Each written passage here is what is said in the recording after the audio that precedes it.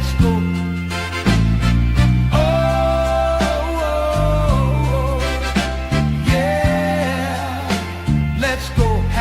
Aloha Friday. Aloha Friday, where the community comes together. Aloha Friday, where everyone's welcome.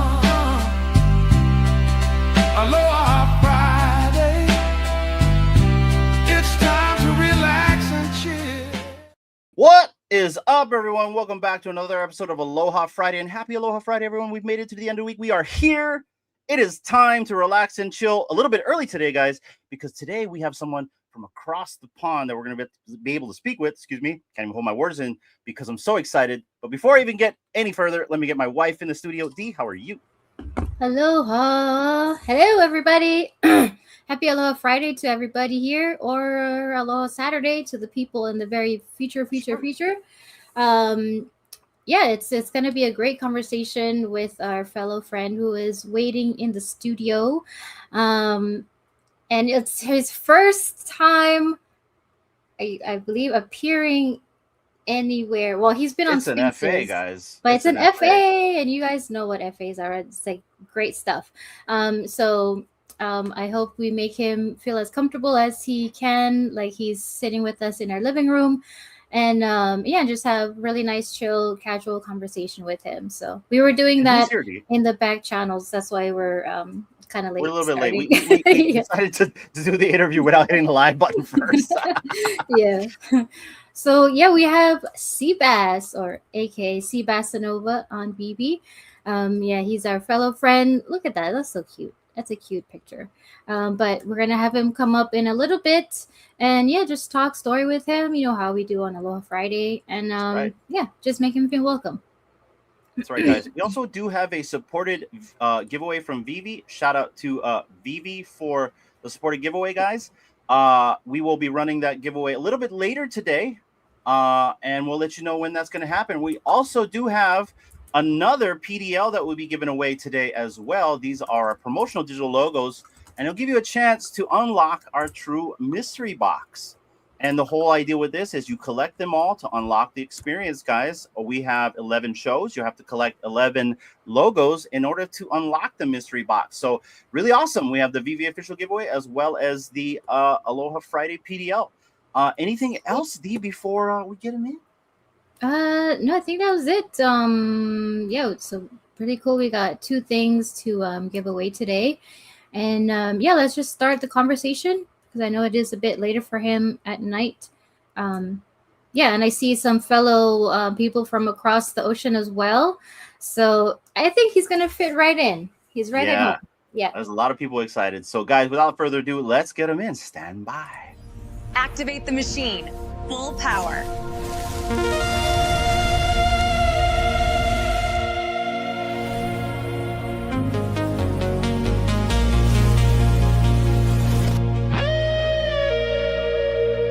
We will live on. No one can stop us now.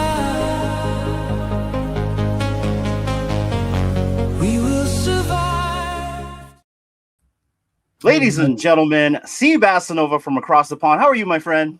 Yeah, good. Thanks. Good. It's a little late here, but really thanks and appreciative for the invite. So this, as you said earlier, this is my first appearance doing anything like this. But you're a natural. You're a natural. I don't know about that. No, it's good to have you on. So thank you for saying yes to us. No problem. Yeah, no problem. You know what you guys. I mean, a lot of creators. The content. It's fantastic what you guys do for the community. So if I can contribute in any way and hopefully make anything entertaining tonight in terms of what I've been doing collecting, I'm more than happy to contribute. But thanks again for the invite.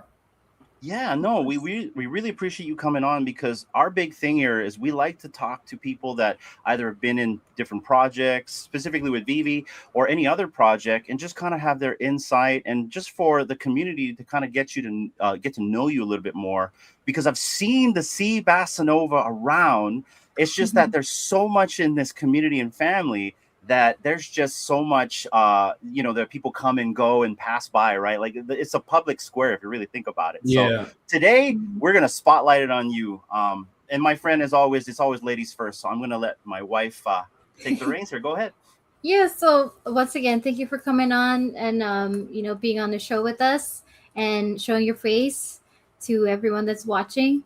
You got a lot of supporters in the chat already. But I just kind of wanted to start off, if you can tell us, about your journey as a collector, or if you weren't a collector before and just got into it recently because of some projects or however you heard about it. Can you tell us, a little bit more about yourself and how you found this collecting space in general? Yeah, I guess there's kind of 4 stages in my life where I've been collecting different things. So as a kid, I got into Star Wars, as a child growing up in the 80s. So that had a huge impact in terms of, popular culture, those movies and the figurines. I've got an older brother, so he kind of stitched me up a bit because he got the good guys and I had to collect all the bad guys. I got Darth Vader, which I guess he's pretty cool. So, but I had that older manipulative brother. So we call it pocket money. Every week I got a bit of pocket money and I'd go down the local little shop where we'd get our figurines, Star Wars figurines. So that was kind of the first thing I ever collected and really enjoyed that. And then also as a kid, and even now as an adult, I got into soccer as a kid. And right now, obviously the World Cup's on in the States, but there's a sticker album called, it's by the brand's Panini football stickers. And you can get them for the English league every year, but also when the World Cup's on, it's pretty special. So I've got 2 boys. They've actually, no influence by me, but they're 13, so they bought this year's World Cup. So they're like I was. They're collecting stickers and you stick them in and fill up a team and trophies and whatnot. So that was pretty cool. Did a little bit in stamps. Never really got into that.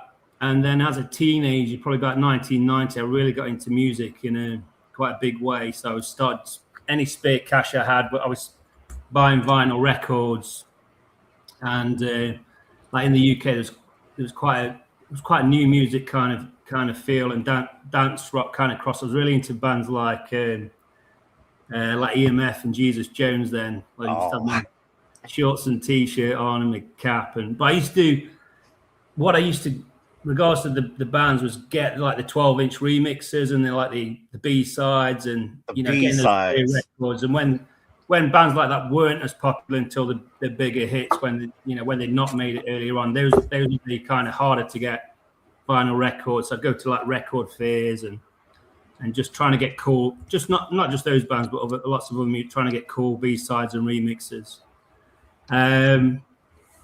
And then perhaps as an adult, when I did a lot of traveling in my early 20s in Asia Pacific. So I'd always kind of, whenever I'd go, I'd try and get a piece of artwork from that country. And I lived in Hong Kong for like 6 years, and then Singapore. Oh, wow.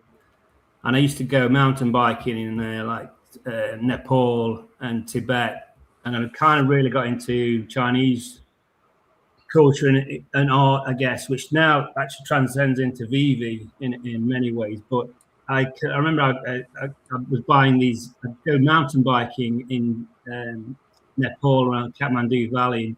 I'd go looking for these yak bone figurines of the Chinese zodiac, and that was like not just that, but like pictures and paintings. But they always stood out to me because that was like, I've got to get the set, and I never did in the end. Yeah, I got like a plastic imitation of yak bone for perhaps 3 of the figurines. But it's something. It's something, yeah, right? Yeah. So, but that kind of wherever I went, I always tried to some local artist buy a picture and as a kind of collectible, I guess. And then really, I guess. Well, one interesting story. I was hungover one. This is a funny one. I was hungover one morning, having had a big. This is early 20s, so I used to party hard. back in those days, and I was like crawling for my like brunch, my recovery brunch. And in Hong Kong, there's what they call like hawkers, and it's basically a guy on the street with a blanket out with all like bric-a-brac and bits and bobs for sale. And I was walking past like hungover, and this kind of bronze pot caught my eye, and I was thinking that looks like the real thing, you know, this like an antique or something. And a guy was looking to buy it, and they were arguing obviously in Cantonese, and the hawker was wanting like 200 Hong Kong, which is like 20. I can't remember the exchange, maybe like $20. And the guy was saying, no, I'll buy it for 15. And then I said, do you want to sell it for 20? And he said, yes. I bought it for what he wanted, was like 200 Hong Kong, and held on to it. And I gave it as a gift when I went home on Christmas to my mum. And then years later, I got it valued, and the thing's a proper antique. Wow. It's like, it was worth like £7,000. It's probably, I don't know, it's about 9,000 or 10,000 US. So, you know, sales hung Thank over. you. Yeah. What is that in pounds? Yeah, that was like my real life secret rare Yoda drop, you know, or Millennium Falcon on the street.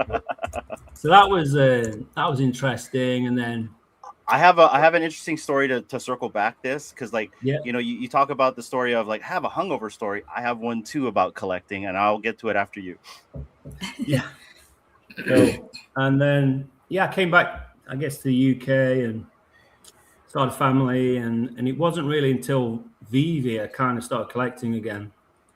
And to be honest, I started as a flipper. I was trying to just make a quick buck, you know, and then I transitioned into this full-on collector. I kind of got to a point where I just transitioned, and then also I didn't want a collection of anything, of kind of a mix of mint. I really got into my mint numbers, and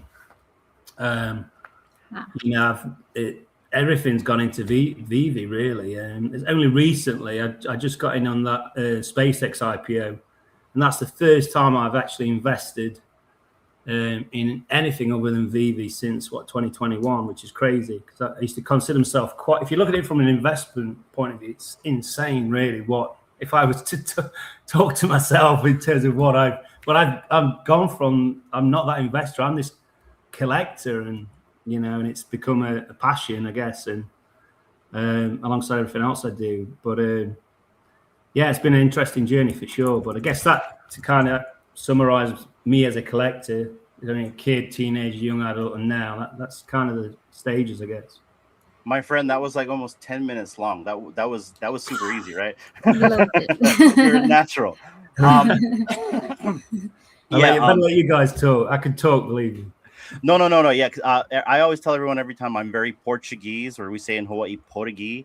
Like, if you met me in real life, you'll run away. The only one that's never run away from me is Osmond Collects. I see you down there, by the way. You guys go toe to toe when you're talking. It's like, oh my gosh, I can just leave these two people alone, and I come back and they're still in the same spot. No, they've moved like a couple feet from the spot that they're in, just still talking. I'm like, okay, I'm gonna continue on and go do some other stuff. Sorry. I've got to. Can I just shout out to if I've just seen Froze joined and Oz, two of my VV friends. So big respect, much love to those guys. They're really cool, good guys. Yeah. So. You know something about Fro? Fro and I were not necessarily in the movie together, but we were on set for the movie Godzilla, the 1999 movie. You know, with Matthew Broderick. It was filmed down here in Hawaii, right? I guess he was an extra, and I also was there as entertainment. So I was like wearing a malo, and I was playing Tahitian drums, and they had us in the background for certain sets because we did stuff for Taco Bell. And I had no idea he was a part of that movie. We probably was at craft services and walked right past each other and had no idea. And then I think it's like 20 years later, we're on a live stream like this. It's like, oh yeah, I was on the movie Godzilla. What? Yeah, it's funny how you make connections. And so many years along the line. But explain to people, a malo is a loincloth. Yeah, it's like a diaper. Yeah, it's a man diaper. I run around in my underwear. But to kind of like relate, I want to circle back on those stories, right? I think Slider said it best right here. All good stories start with I was hungover in the morning. So I was hungover in the morning, and I was in Tijuana, and we were literally we were partying the whole night, and it was sun up, and we were walking through the border. We're walking back through the border, and I'm a foodie, so I grab. And it's bad. Like, I'll go and try to find a food vendor, and you really test your gut at a food vendor, right? And I remember grabbing a churro from one of the food vendors, and it looked nasty. Like it probably came out of his closet, but I ate it anyway because I was hungry. And there was one shop left. And like if you've ever been to Tijuana, they're like, oh, yeah, come into my shop. They always try to like hustle you to like buy something, right? Well, I'm a sucker. So the guy's like hustling me to get in there. And I'm like, I'm waiting in line, but the line's not moving. I'm like, okay, well, let me go look in there. And I go in there, there's trinkets. Like, and if you've been to Tijuana, like every shop, there's trinkets of stuff. Like, it's not like, oh, it's got like, baseball cards and clothes. No, it's just stuff. And I remember walking in there and I'm like looking at all the stuff. And there was like a music section. Oh, cool. And I saw this Gibson, an acoustic Gibson, just an old Gibson over there, but it was beautiful. And it was just sitting right there. So I pick it up. I start playing it and everything. I'm like, this thing is awesome. The guy comes to me. Oh, you like? Yeah, it's good. $200. You know how you start working it, right? I'm like, yeah. Nah, I ain't gonna pay $200 for this. Nah, I'm gonna leave. I put it back, and he grabs it. He starts following me outside the store with it, right? And he's like, "Oh, $100." I'm like, he just dropped this thing $100, And I thought to myself, $30. No, $100. Like, no, $30. And you keep walking away, right? No. $50. I'm like, he's dropping it $50. I'm like, $30. And he keeps going. I see you in the studio. I'll get you in here in just a minute. And then finally, I already had a set price. I wanted to buy the thing for like 35, 38, right? That's the hot in my head. Finally, I just say $35. Sold. I walked away with a Gibson for $35 in Tijuana. Way. I was playing that thing through the border, hungover, and then you go past border security, you show your passport. I'm just jamming and everything. And the guy's like, oh yeah. I'm like, yeah, bought this thing for $35. Let's go. I still have it. Nice. I've done I'm a Brit, but I've done a night out in Tijuana. But I came back with a Mexican blanket, nothing as outrageous as Gibson. Hey, Fro, I do. Fro. Now, Fro doesn't come in the Stargate.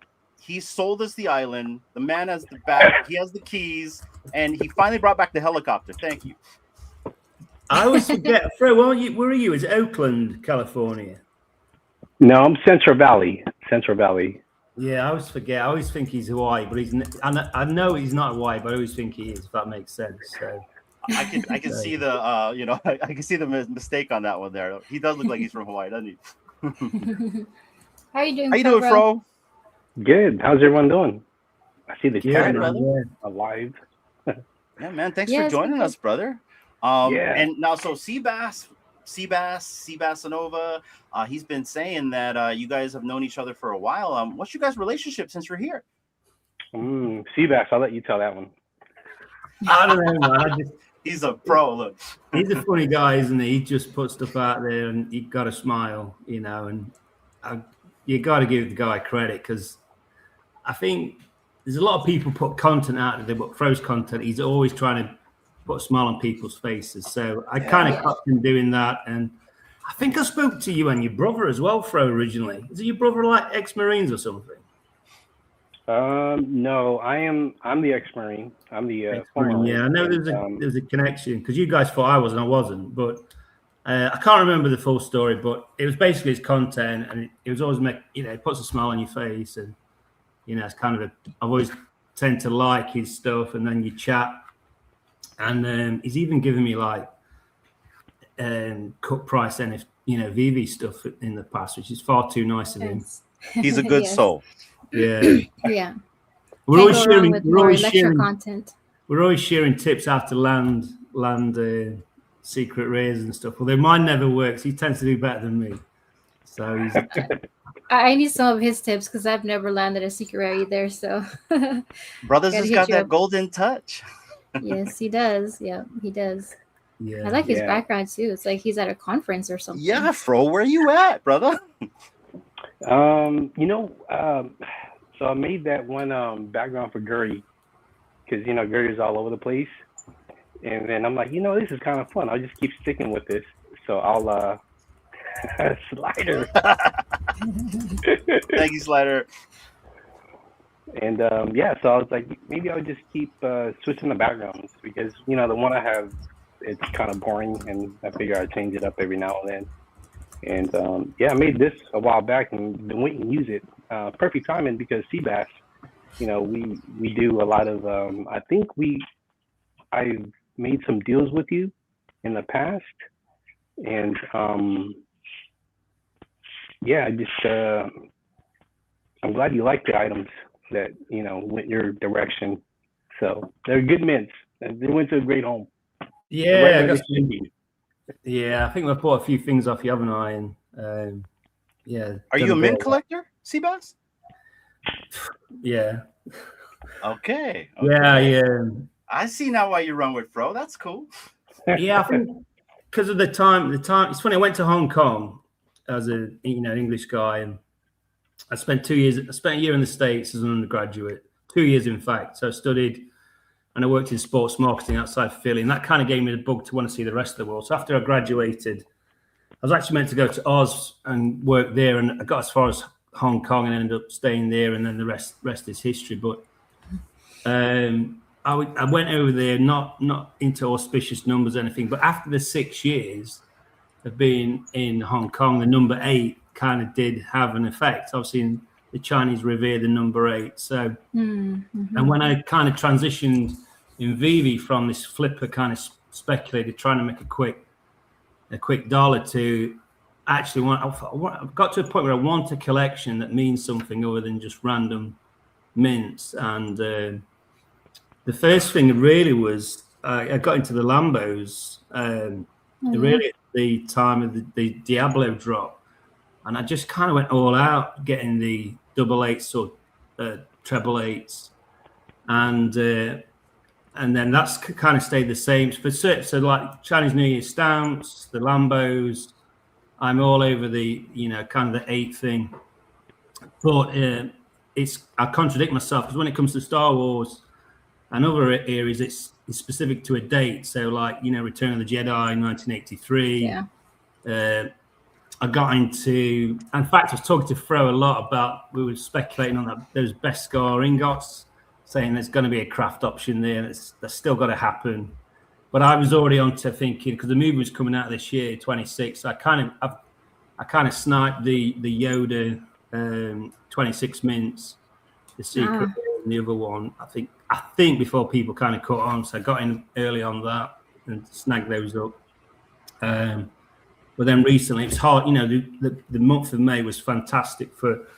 It was unbelievable, wasn't it, for the Star Wars stuff? You had the Millennium Falcon, you had Yoda. Yeah, so many. My bank account's going to be hurting for like 2 months. Yeah.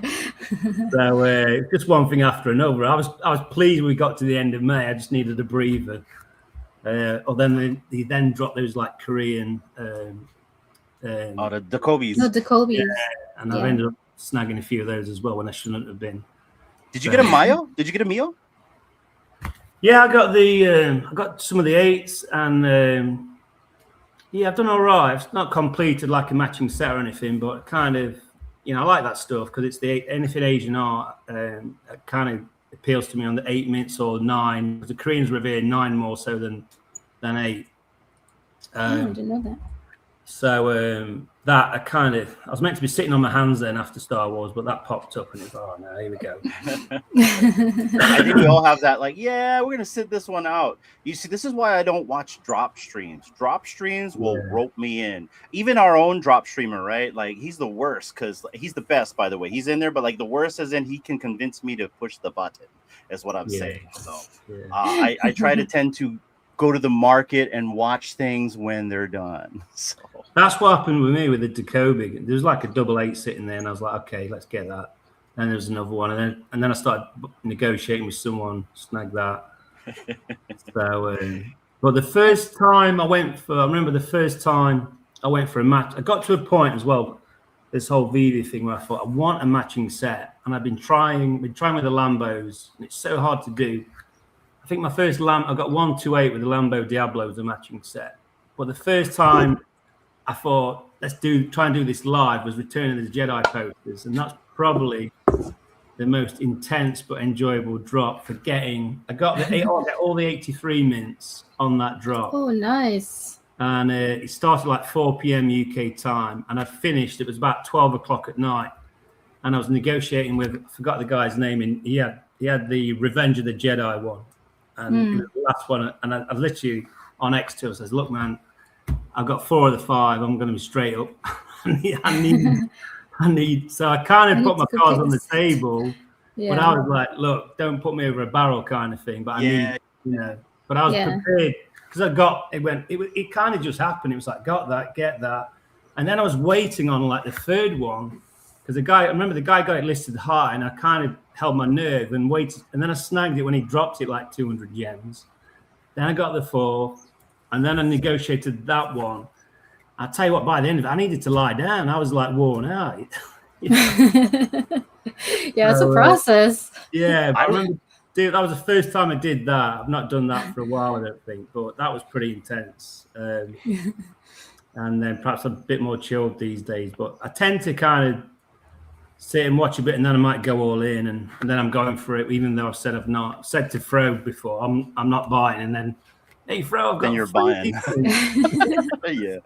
Isn't that every collector, whether it's physical or digital, right? And I don't want to call it FOMO. We'll call it just being excited. But we all get excited. I remember when Return of the Jedi, the comic, dropped, and I landed 1977. Was shaking when I got that thing. It was the Nicoletta Balderi cover too, right? I got it in a rare. And I held that thing forever. And I'm like, bro, where I'm being obnoxious. I'll wear it around my neck and I won't sell it. But I really wanted to get a Fantastic Four #1 secret rare. I never owned it. And it was in this right price range at the time. It's probably lower now, but at the time. You had a lot of DMs on that. I had a lot of DMs. And I remember I sold it to Charlie Fisher.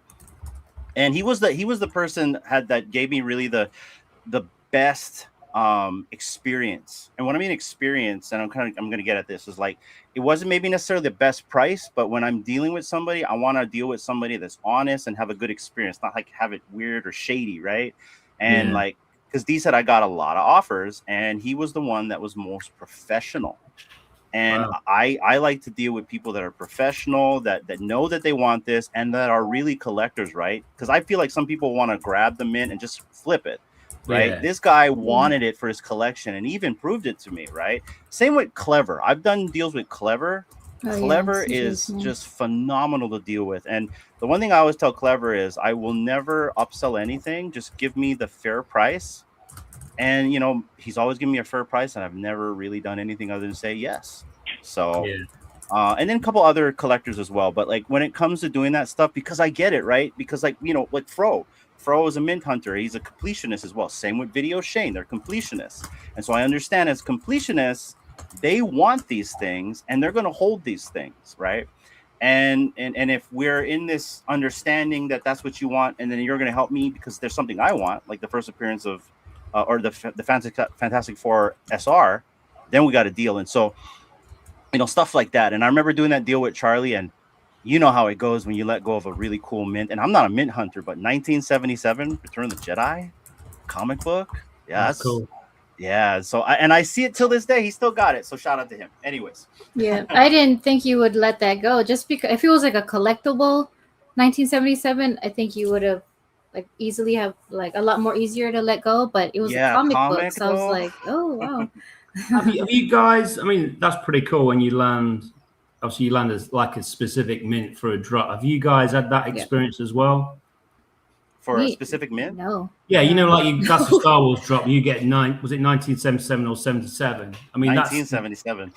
It's lucky, isn't it? But you know, I got it on I got a 888 on a Lunar New Year stamp. Whoa, that's nice. The only time I've had like a, you know, mint that for me, that's obviously not just me, but that's because it's Chinese New Year 888.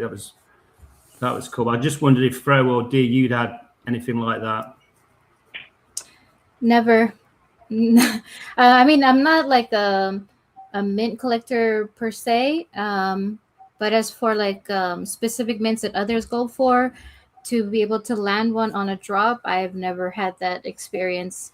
If I did, and if like someone wanted it, I don't know. I think I usually like go to the market and see like what everyone's listing.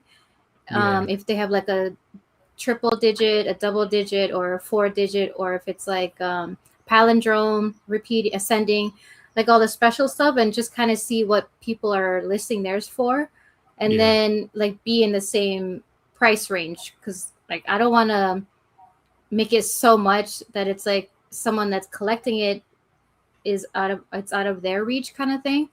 So yeah, but I've never really like landed anything like specifically like special. But if I did, yeah, I would just like throw it on the floor if it was like a collectible. Like for comic wise would be a little bit different, but collectibles I don't really have like a problem just putting it on the market, especially if someone like reached out and say, hey, if you have this, I'm like, oh sure, yeah, we'll make it, where you can snipe it. Because that's the thing, right? If you want to put on the floor, it's like you do got to time it, because if you want it to go to that specific person, you got to make sure it lines, so someone else that's looking isn't going to just snipe it, just take it out of their hands. Because that's why we need trades, or like make me an offer and then I'll click yes and then it's yours. Yeah, I got caught out. I got caught out on Stack. I still got it, but I was sweating. Stack has got a few layers. You've not logged in, and then I can't remember who's selling me something. He's like, "Are you ready, man?" I was like, "Yeah, I'm ready. I'm ready. Let's go." And then I'm like, "Oh God, I'm not in Stack." You know what I mean? And I was sweating, thinking someone else is going to snap it up. I did get it in the end, but yeah, for a minute. You're just sweating while you're doing that, right? Yeah, it's like, what error is this? Yeah, you gotta put you're in hoping the no one's 6-digit watching. code. Yeah. Yeah, I was getting a bit worried there, but I got it in the end. But yeah. Yeah, I used to do that with my dollar comics. And Fro knows, back in the day, I used to throw just dollar comics out on the timeline.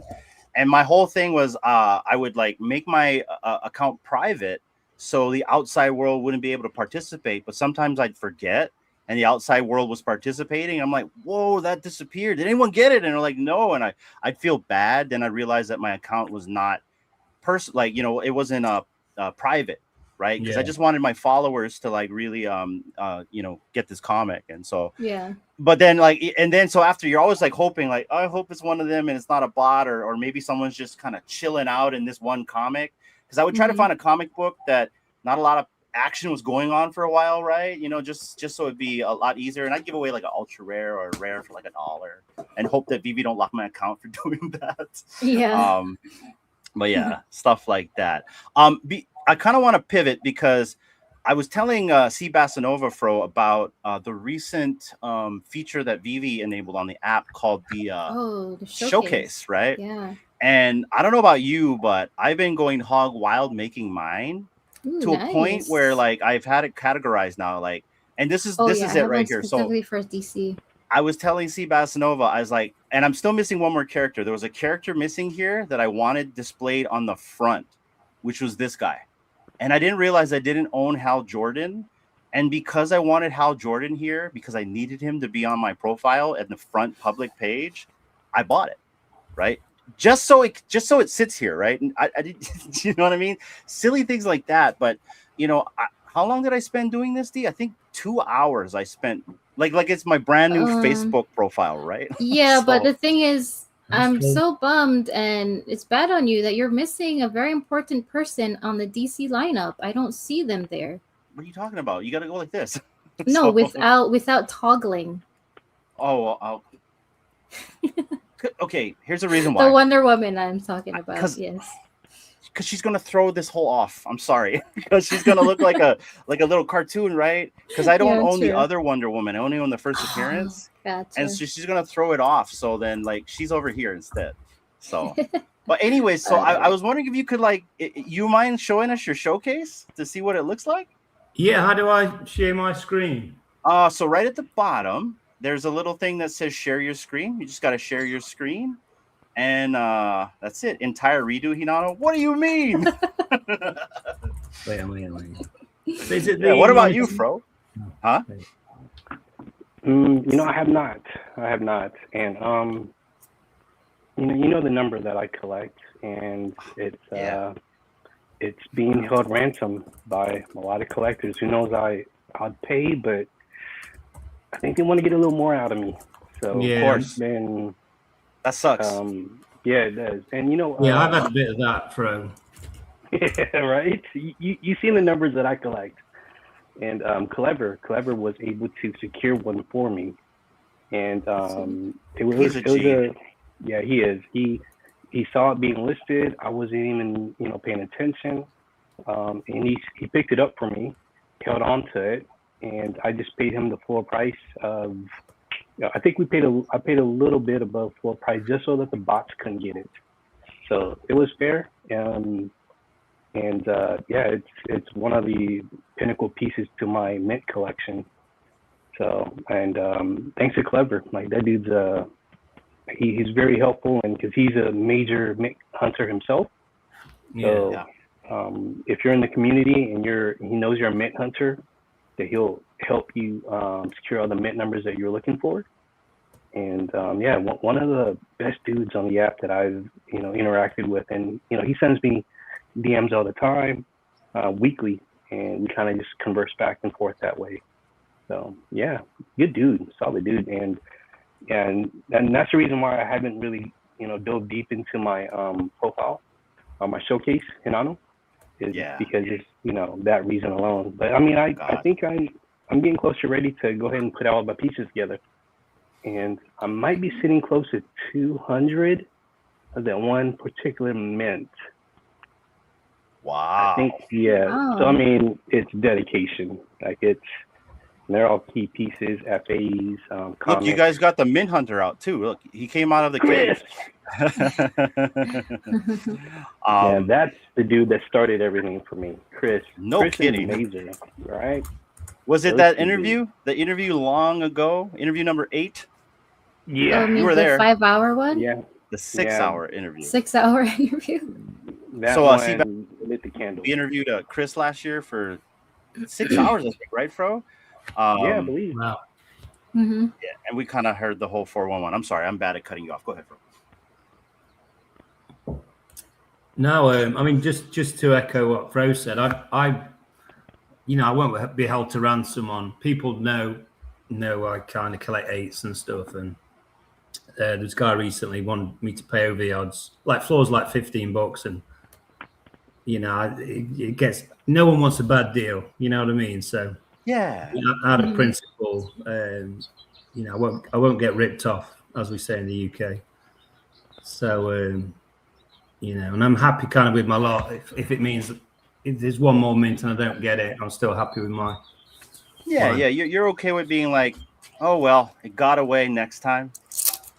Yeah, it's just like no one wants a bad deal. It's got to be a win-win, hasn't it? So I don't want to buy something that makes me feel like it's bad because I paid way over the odds, been ripped off.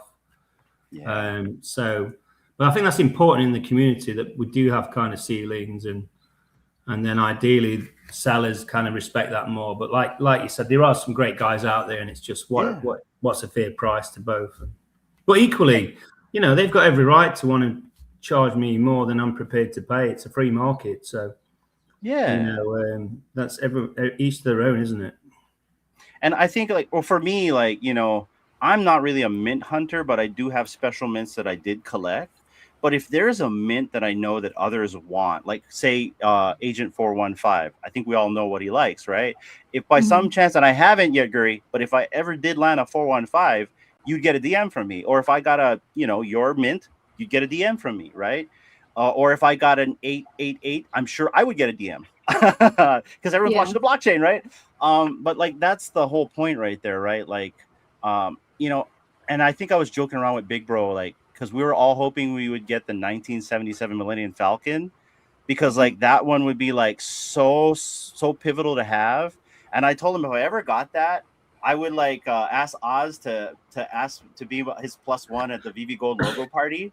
And I would wear an iPad on my neck, and I'd be so obnoxious with that thing. And I just would come in there with the Millennium Falcon with the 1977, hey, what's up? Like, you have a gold logo? No. You know what I mean? But I got this I didn't get it, 1977 so- Millennium Falcon. Yeah, just for fun. Just I would as hold it good. for like 10 days, and I'd be like, anybody want it? Yeah, you can buy it from me. It's cool. I just needed it for 10 days, you know. Anyways, so I got a question to you about Vivi, because I never asked the question, and I don't think we've asked it yet. How'd you get into the project? Yeah, how'd you hear about it? So it was after COVID. So I was about to start a business, my own kind of digital, well, an inbound marketing agency. I was self-employed at the time. Then COVID hit, and then that completely changed everything. I was kind of then at home schooling the kids, which I really enjoyed, actually, and got some amazing kind of times and memories with the kids in COVID. And the boys learned to ride bikes, and the weather in the UK was fantastic, and there were lots of positives to what was a terrible time with that pandemic. But it meant I ended up working. I just got to a point where people could get, didn't have to be housebound, but be working if you were classed as a key worker. And essential worker. Amazon, they opened a factory near where I live, and I ended up getting a job, because if you were an Amazon worker, you were a key worker. And it wasn't like a career aspirational job, but it meant I could get back into work. And at the time, I just wanted to work. And then I was hiring staff for Amazon. And this guy I worked with said, I'm into this thing, Vivi. And I remember we went for the Golden Moment Star Wars drop. And the reception where we worked, the Wi-Fi, the mobile network was like zero. It was just shocking. Yeah. We had to go outside the building to try and make the drop. It was just impossible. Like but this. his brother got I remember his brother got the gold like R2D2, which like skyrocketed. Obviously, he probably wasn't working with us, so obviously he was at home where he got some mobile connection. And then it wasn't my first thing that I landed was it was a Fantastic Four comic with Doctor Doom. Oh yeah. I got like the Uncommon, which God knows how I got that. I think I got it like on waiting on a, you're trying to just hit anything on the rebound. Like when everyone's finished and gone home, I was still there trying to Overtime. got one of those. The God knows Great what truck. he's doing. Yeah, that's the only way I could get anything, was like when everyone else has given up, I've got one. And then it took me for ages, and then I got the eye of is it Agamotto? Oh, Agamotto, yeah. Yeah, so I was completely, I didn't know anything about that, sorry, but it was not really of anything value. It wasn't until the summer of 2022, I guess, when I'd left that job and get back into regular work, where I could start hitting drops. So I started enjoying Vivi, like drop wise, like quite late. I got my first NFT like in November 21. It wasn't until summer 2022, because of a lack of connectivity or whatever, mobile and Wi-Fi, that I could start hitting stuff. And then, like I said, I was a flipper originally, just trying to get something to then sell it, make a dollar. And then I kind of transitioned into this full on. I went from a speculating to make money to full on collector, if you like. Yeah, no, I think we have synergies on that, right? Oh, sorry. No, I'm sorry. Go ahead, Dee. No, I was gonna ask. So that was like a year after you started. So is that person that got you into Vivi, are they still around? What's that? Sorry, Dee? The person that got you into Vivi from Amazon. Yeah, he's kind of left. Okay. And I went all in. I've been all in since. He still couldn't get good internet signal. That's why. Yeah, I started. Forget this. I started buying like Dragon Girls well after they dropped. Like trying to get something decent, because that really appealed to me. That whole kind of Asian art vibe, and I was kind of picking up the scraps, perhaps half a year after stuff had dropped, or trying to get not picking up the scraps, trying to get decent mints, and they'd all been snaffled up. So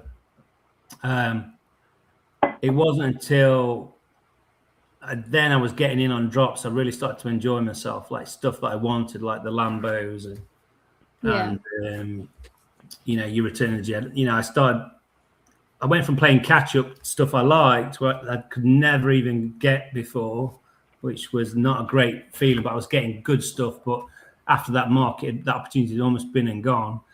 To then I was right in a position where, you know, I was ready. I got it all chipped up at home. Yeah. And started hitting stuff and just enjoying it more and spending every penny I'd got on Vivi. So you're an OG like all of us then. Yeah, it was only recently. Literally, I've just got in on that SpaceX IPO last week. And that's the first time I've took any disposable income and invested it in something that's not Vivi since 2021, which for me as an investor, prior to that, there's no way I should ever have done what I've done with Vivi. But I went from an investor to a collector. So that's how I kind of justify it. Yeah. Same here. You know. So no pressure on Dan and Dave to make it happen. You know what I mean? To keep it coming. Yeah, no pressure at all. I went for sorry, go ahead. We're so bad at this, by the way. You can tell now we're married, right? We were asked the question today, guys, before we came live, like, so how do you guys know each other? I'm like, well, you know, we're kind of close. She's like literally on the other side of the wall. Yeah, so we're definitely married. You can tell. Always cutting each other off. But back to the synergies part, it sounds like that we do have a lot of synergies in terms of how we found the space. I was looking for another way to invest, and I was looking to invest in something a little bit more of a not so stable asset, which was NFTs, because I came from TradFi, and I remember my first NFT I got, and I've said this a million times, was the AMC Gold popcorn bucket on wax, and you could get that for free off AMC Connect, and then that kind of was like my little rabbit hole finding Vivi. I had a hard time figuring out wallets and gas, and then I literally just typed in my phone easy NFTs. And I remember seeing an ad for Vivi, and they talked about comics and all the IP, and that's really how I got in. And the thing about, we turn from an investor to a collector. In reality, even collecting, value goes up, right? Yeah. The cool thing about that, with the value go up, is with collecting versus investing. When you collect, you really are buying things that you love.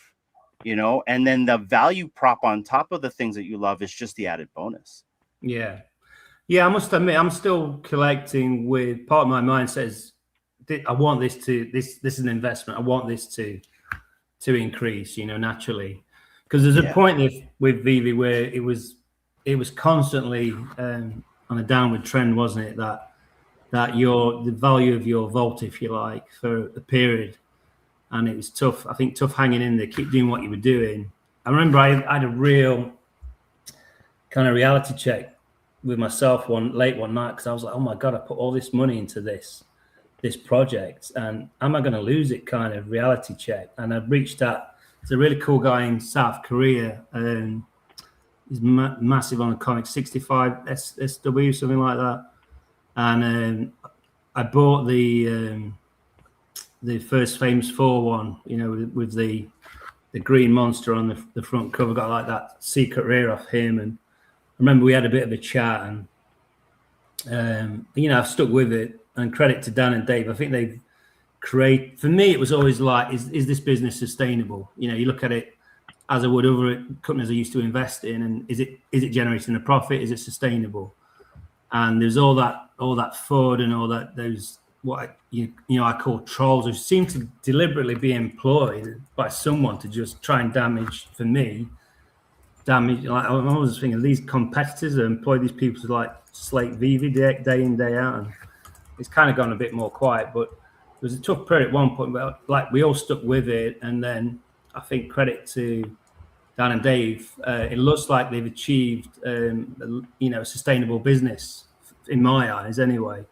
And they'll have, perhaps, around under 100 staff. And you look at the revenues they can be making on drops, and it does all seem to stack up, which is great because we can keep doing what we love, and it kind of removes, I guess it's still an inherent risk with everything, but it wasn't as bad as it was perhaps in, 2023, 23, 24 when times Yeah, are tough.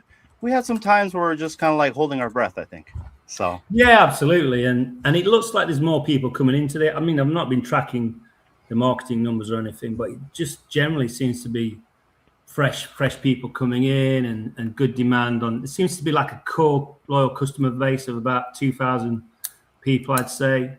And any kind of popular drops, they've got the numbers right now as well with stuff selling out, which I think is great. And it's really, for me, it seems to turn the corner. It's not, obviously, we're not going to the moon or anything, but there's that upward trend, so that's my take on it.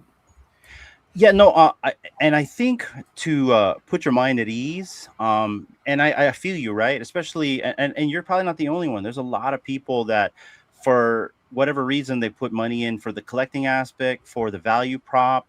But one thing that I've noticed, and I come from the communication industry, so you know, we have to always look at trends because we're in communication. And the one thing about Vivi is they're still here. They still advertise. They still do drops every week. They still have a Absolutely. community that shows up. They have shows every single week. Now, really go and look at any other project. And I'm being very honest when it comes to Vivi. Look at any other project where they have content creators and community members and content on the timeline and people so passionate. Fudders. That's the big key right here, guys. And I don't even like saying that word because I think it's misconceived. I just want to call the other people that just have different opinions. You are not popular if you don't have other people with different opinions. So Yeah. the fact that they Good keep point. being talked about can tell you, at least give you solace that they're going to be around, right? Yeah. On top of all these extra partners, like I see all these other partners, they're constantly collaborating with like every other week. That is also a plus. You have the affiliates.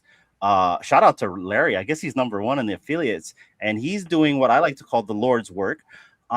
So I don't think they're going to run out of steam. And then you got all these other projects like Candy and Digitoys that are also kind of picking up steam too, and that just helps push the space up. So to kind of like put your mind at ease on Solace, I really think that not necessarily NFTs, but digital collectibles is here to stay and is moving upwards. Not Yeah. financial.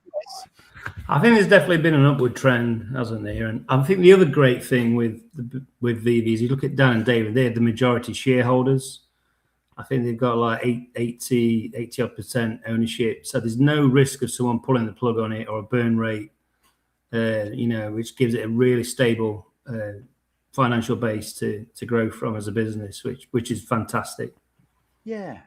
And they have so much different product offerings. You know, they just opened a new vertical with the Stickerverse, and they're trying to like access different ecosystems like that.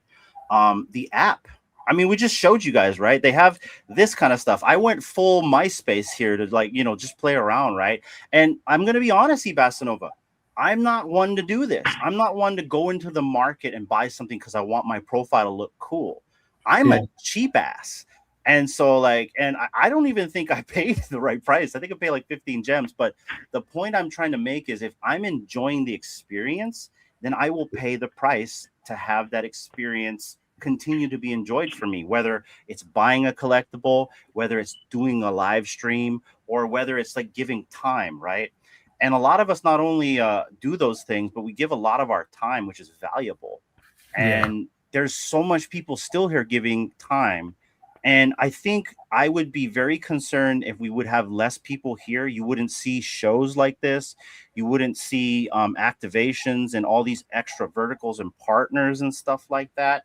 And also, I would be very concerned if other projects would be also falling to the wayside as well. You got actually projects coming back from the dead.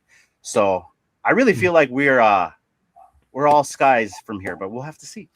Yeah, I think there's definitely an upward trend, isn't it, on the numbers. I think it's more people have come in as well, and yeah, it's definitely looking a lot positive, isn't it, as of late? I think this last year has been great. What do you think, Fro? What's your perspective on the now, especially with Star Wars? Because Star Wars was a really, really jam-packed month. You could see a lot of engagement just by looking at some of the content that's been put out. What's your thoughts on the now?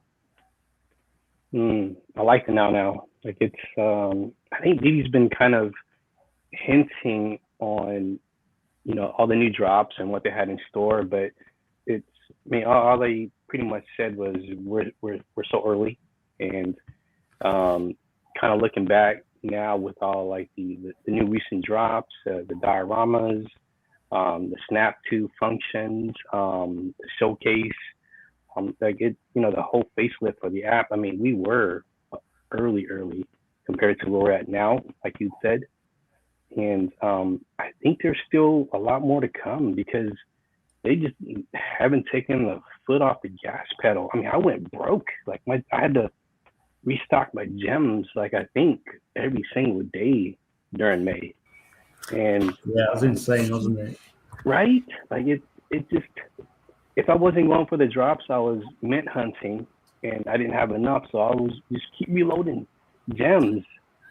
So yeah, I believe him, by the way. That's why you're so busy selling more houses. You gotta pay for that BB. Yeah, you get my. Did you go broke on Fro Day? Did you go broke on Fro Day? You know what Fro Day is, right? Seabassanova? It was the day that. So Fro Day was the day that this lady showed up. Oh, Electra. This was Fro Day for Fro. Yeah, we even named it Fro Day. So I figure he go broke that day. I did. I had to reload, and I think I got about a little over 20-ish of that one particular comic. Sleeping's been DMing me, and he and I go back and forth, and he's where you at, and he told me his numbers, and I'll tell him my numbers, and I got a lot of catching up to do. So, but yeah. I love Sleeping because remember a while back he was like kind of like telling you about all the cheap comics to buy, and not financial advice, but I remember him saying like there's these comics for $1, there's these comics for $2. Yeah, and they're pretty pivotal in keys. So I bought those, right? And I'm glad I bought those cheap ones because it helps me get gems, because I always notice that like those comics are liquid. Like you can flip in and out of those comics, especially if you get them on a deal. Like I love it when they throw it on the floor for like $1 or $2. Throw more, especially the ones that only have 1,000 editions. You know what I mean? Because then later on, someone's gonna buy them. I was selling, I think the first appearance of the Avengers. I don't remember what comic that is, but I was selling them for like $6.99, right? Which is basically the box price, just so I can get gems, so I could go after like Emma Frost, right, or something like that, right? And so. But stuff like that, and that came from Sleepin's content, not financial advice. So yeah, I remember Sleepin. He used to like plug like the top 10 kind of comics, and that kind of got me into buying a few. I must admit, it was a couple of years ago. So 3 years ago, probably, to be honest. Yeah, I love Sleeping. He's gone back into his basement, so that's where he's dwelling. We haven't seen him in a while. From time to time, he pops up in the shows and stuff, in the comments. You know, how do I still can't find that share button, mate. Right here, brother. Screen? Yeah, so at the bottom of your screen, there's a little plus with a monitor. You see it right at the bottom? Got you. Yeah, and once you hit that, you hit share screen, and it's going to ask you to share Chrome tab or whatever tab you have, your window or your entire screen. You want to share your entire screen. Got you. And then you click the screen that you want to share. Can you see that? Yeah. Let me put it up here. Brother, you got to change to dark mode. I'm fine. I'm wearing sunglasses, so I'm good. Is that all right?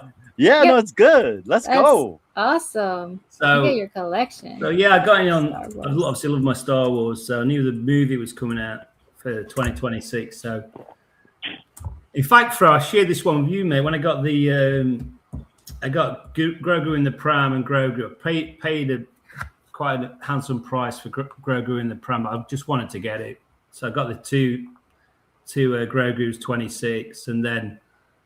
Obviously, it was coming out in May, so some of them are 526, and then the Stormtroopers, anything really.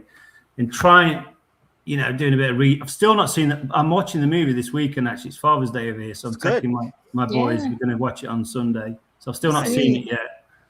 No spoilers. Good family movie. Yeah, but I think the only one that's not in it is the droid, which is technically, I think that's in New Hope. but I think all the other ones. And what's quite cool, like that Death Trooper, he's got that heavy blaster in his arm there, and then it's also got the little, you know, the I don't know what's that called, the model there as well. So just got into that, just trying again date specific stuff, having a theme, and that's kind of what I do. Yeah. And then scrolling down. Oops. Just a sec. Yeah, that's cool. Just Grogu in that prime is really cute. Yeah. Love that. And then what I was pleased with, so on the Yoda drop, it was really hard getting any of the, you know, your 77, 83s. But what I do with the drops is I research the dates. So what I was able to do was get this prequel trilogy, which is the Phantom Menace, which is the year's 99, Attack of the Clones, May 2002, and then Revenge of the Sith, which is May 2005. And this is the kind of thing. So I look for a specific angle. So that's a unique set. So that's the only possible prequel trilogy set for Yoda that I've got there, which is pretty cool. Lambos, I guess this is where it all kind of starts. Nice. What a lineup. This is probably my prize, I guess, or one of them. Yes. But he labels them too. Let's go. Yeah. So, I just think, what should I call this? So I already know, you see, Hinana, that when this showcase thing come out, it's good for me because I've got all this stuff back in the collection, all my Lambos. I've got these little, depending on the drop, I go from different express angles. yourself. Yeah, so I've quickly thought I've got to get this stuff out there because it works for me to group it, because then I can appreciate it more as well. Yes. And you kind of forget, it's like, how many have I got? You know, so I've got 20. You go in the bag, you're like, I have this. Wow. Yes, I've got the 888s or 8s. My favorite's probably the I like the Hurricane treble 8 and the 350 GT just as a classic. That's probably my favorite Lambo. And I love how you have them. This is actually in the range of the rainbow colors. I love that. Yeah, you saw that. Yeah. I like that. Yeah, it's kind of like what order do I put them in? So I went on color there. Mm-hmm. So that's pretty cool. You picked that out, D. Yeah, that's Should really be a nice, detective though. or something. I'm a detective. Yeah, detective. So corny, I know. Ooh. They don't just make that jokes. So Love that's my Lambos. That's pretty cool. And then what else we got? Oh, that's posters. Ooh, posters. Wow. This is cool. That is really cool, man. I've never seen them. That's cool with the showcase. Yeah, they work so well in the showcase. Yeah, like to see them, because before, like, you could I guess filter it and see it on your phone on your own screen, but just to see it like this, that's really cool. Very neat. Yeah. So that poster drop I was on about earlier, that was the first like live drop where I was able to get a matching mint set. So I got the 83s, and also I got this. It was re-released in '97. That poster, so I got that '97 mint as well. So it's absolutely stacked, like with the perfect set there. And then just to add to that, I've got over 83 mints. So Darth, and then the Father's Day one, and then that's pretty cool. I've got quick draw, and then I've got the model. I don't know what you call it. It's not a model. What do they call that? It might be in the description of what they props? are. Is it like the movie props? Movie props. Film props. Yeah. That's it, Inanna. Yeah. So, yeah, I've got the blaster then as the prop. That's kind of nice. And then, so I'm just snagging those on the Boba Fett drops recently. I've got an X-wing, but obviously the core bit of that with the posters. So I've got the absolute bang on full set there. That's cool. Are you looking forward to like maybe putting glasses on and having these pieces just in your room or your home? Because that's the way I feel like this is going to go. Yeah, it'd be awesome when they're more interactive. I just looked at the glasses recently. Actually, I was going to buy some rainbow Meta ones, but they're still. Oh yeah. I don't know. I've shied away from it. Just felt a bit heavy. Yeah, So I I'm feel you just on that going- one. Yeah, I'm just going to wait. I think, but just a bit too heavy for me for everyday use. So special editions. I've got just gripped all my special editions there. Whoa, yeah, you Wow, have quite man. a bit of special editions. That's Whoa. wild. Yeah. Whoa, Well, look at that purple orange Dang. color. Jeez. bruh. What are those on the bottom? Is that the Coke bottles? No. Coke bottles, yeah. I've got one. Yeah. One I'm still missing for that set, but yeah, I got into that. It's funny, and you know, when you can't. It's kind of like we were saying earlier. You sit on the sidelines on a drop, and then before I know it, I've gone all in, and suddenly I'm buying Coke bottles, and I never planned to do that. And I've researched when and I kind of got into that, and I remember posting on X, and I can see how people collect these in real life. You know, the real physical. That'd be pretty cool, but. Yeah. Honestly, that drop, I'm like, nah, I'll pass that one, and then all of a sudden, I'm in there buying Coke bottles. So, but yeah, that was some of the Special edition Coke bottles. yes, Special edition yeah, Coke bottles. yeah. Or did you land all these? You know what I mean? No, yeah, I was sniping away. So, but I like the airspeed, what I call the snow speed of that T47. I like that drop. And then I did like a TikTok thing for that. That was pretty cool. Did you? Yeah, so Yeah.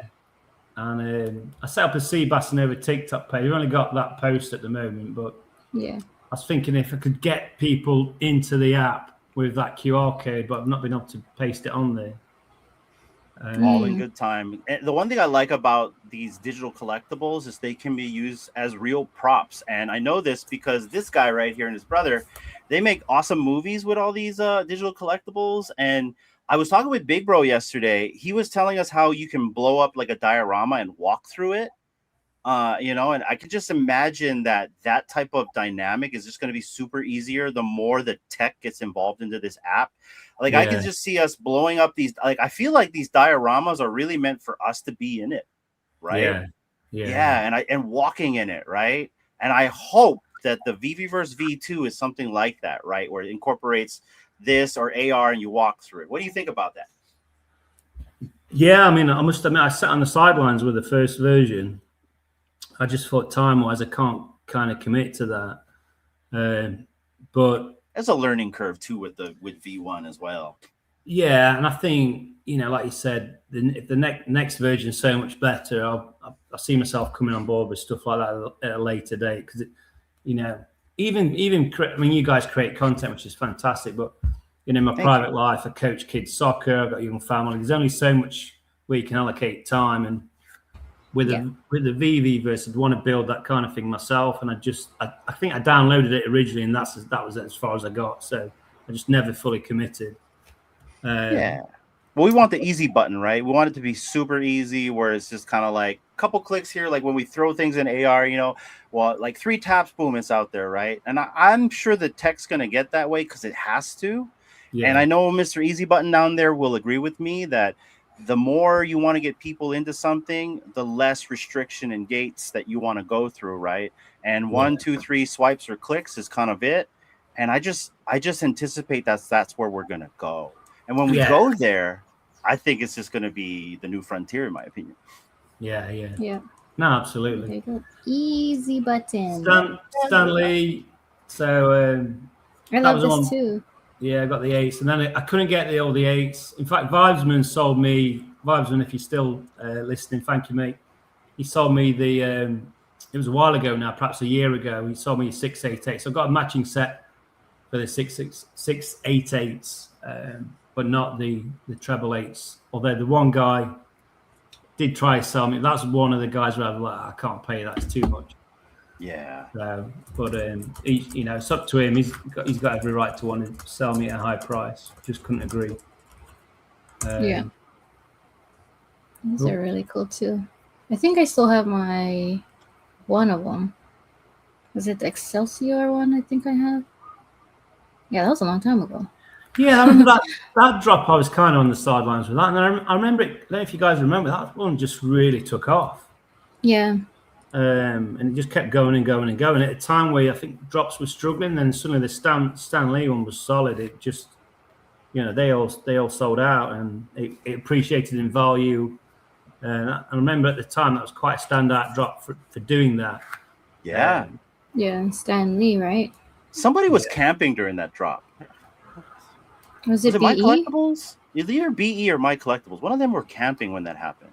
Oh, But I just yeah, remember one of the content creators was camping, and I guess they landed it out there. But I remember that drop. I got the secret rare on that drop, and I was just, whenever you get a secret rare, you just shake, or you're like it's a cool thing to have. Because I know some people, no matter how much they've been in this app, they have not landed one yet. And I feel your time will come. But just to kind of get that right, it's just a good deal, especially if you're out in the sticks or something, right? Yeah. That's my question to you, because we're gonna bounce all over the place. What was like the one drop, or was it that time that you were at Amazon at the building, putting your phone out in the window or something? What's the drop where you're like, I can't believe I landed it? And let me frame the question and give you an example. As I was in traffic, and yes, you've been to Kona, there is traffic down there because of the 1-lane roads. And so I was stuck in a 1-lane road. I had one bar, because you've been to Kona, right? The signal's bad. And I was just like, I hope I'm going to get, and I had D on the phone. Remember, I was on the phone, and I was like, I pushed the button, and I didn't think I was going to get it. And you know how it spins for the longest time? Like, you're not going to get it. I put the phone down, and I was like, whatever, I didn't get it. And then I remember I was talking with D. It's like, she didn't get it either. And then I go look at my phone. I'm like, holy shit, I got a green truck. You know what I mean? I'm like, what? And then you go and look, like, what? Steamboat? Oh, it was Steamboat Willie, the one that I got, right? And you just remember that feeling when you hit, because you haven't hit in a while, especially in the early days where it's like you spam and get nothing. You go to your coffee shop, you do the whole reset the freaking Wi-Fi and all that. You follow the VV, the OG Vault rules, because he gave us all the tricks and tips, right? And sometimes you just don't have the good luck. I had a good luck that day. What is your drop story? It's pretty recent, actually. Well, Stanley Gibbons was one. I got that. Is it secret? So you could get the physical, which was cool. But definitely, the most rare and lucky drop I got was in May. So I didn't get the what I call the AT-AT. AT-AT. I didn't get the Millennium Falcon, but I got Yoda. Nice. So I was absolutely stoked. And it was, I think it was like, I can't remember, I pulled a few, like perhaps 2 or 3. And then it was on the, like the rebound. And it was like my last chance. And I didn't even know, I'd got the laptop going, like what we're looking at now. Then I had both on my phone. And I think it was on the phone.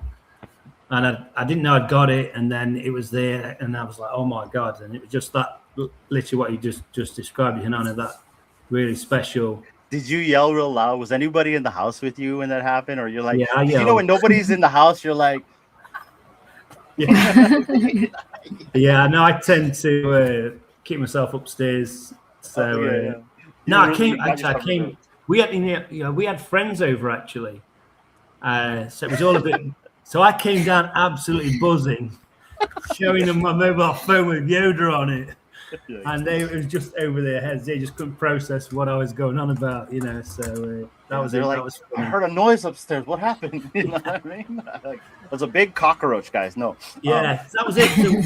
So, we had my wife's sister and brother-in-law were over visiting from elsewhere in the UK, and so I slipped out of the social chat in our lounge area to go and do the drop, and they were like, Mark, where are you? So, and then I came back downstairs and I was, I've got Yoda, So, but they couldn't really understand.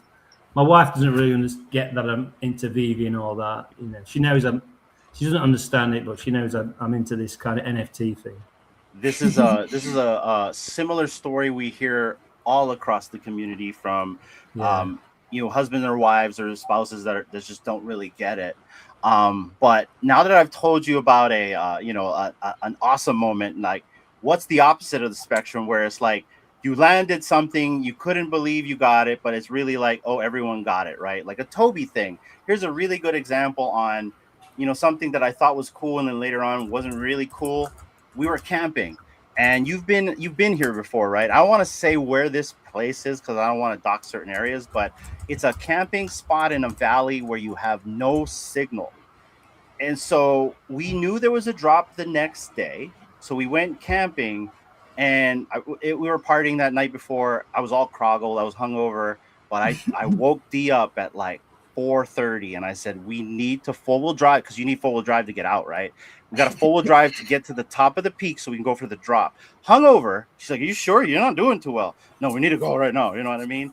It was the day that the what were they? Oh, David, you was like saying that this is like the next Asian thing, and then also you had Dance Buddha Panda. It was the Um, Peelies. Oh yeah. the Peely Fantasies, guys. Yeah. And I was Yeah. like, oh man, this is the Asian Superman. We need to go and get this drop. And we off-roaded at like 4:30 in the morning out of the valley.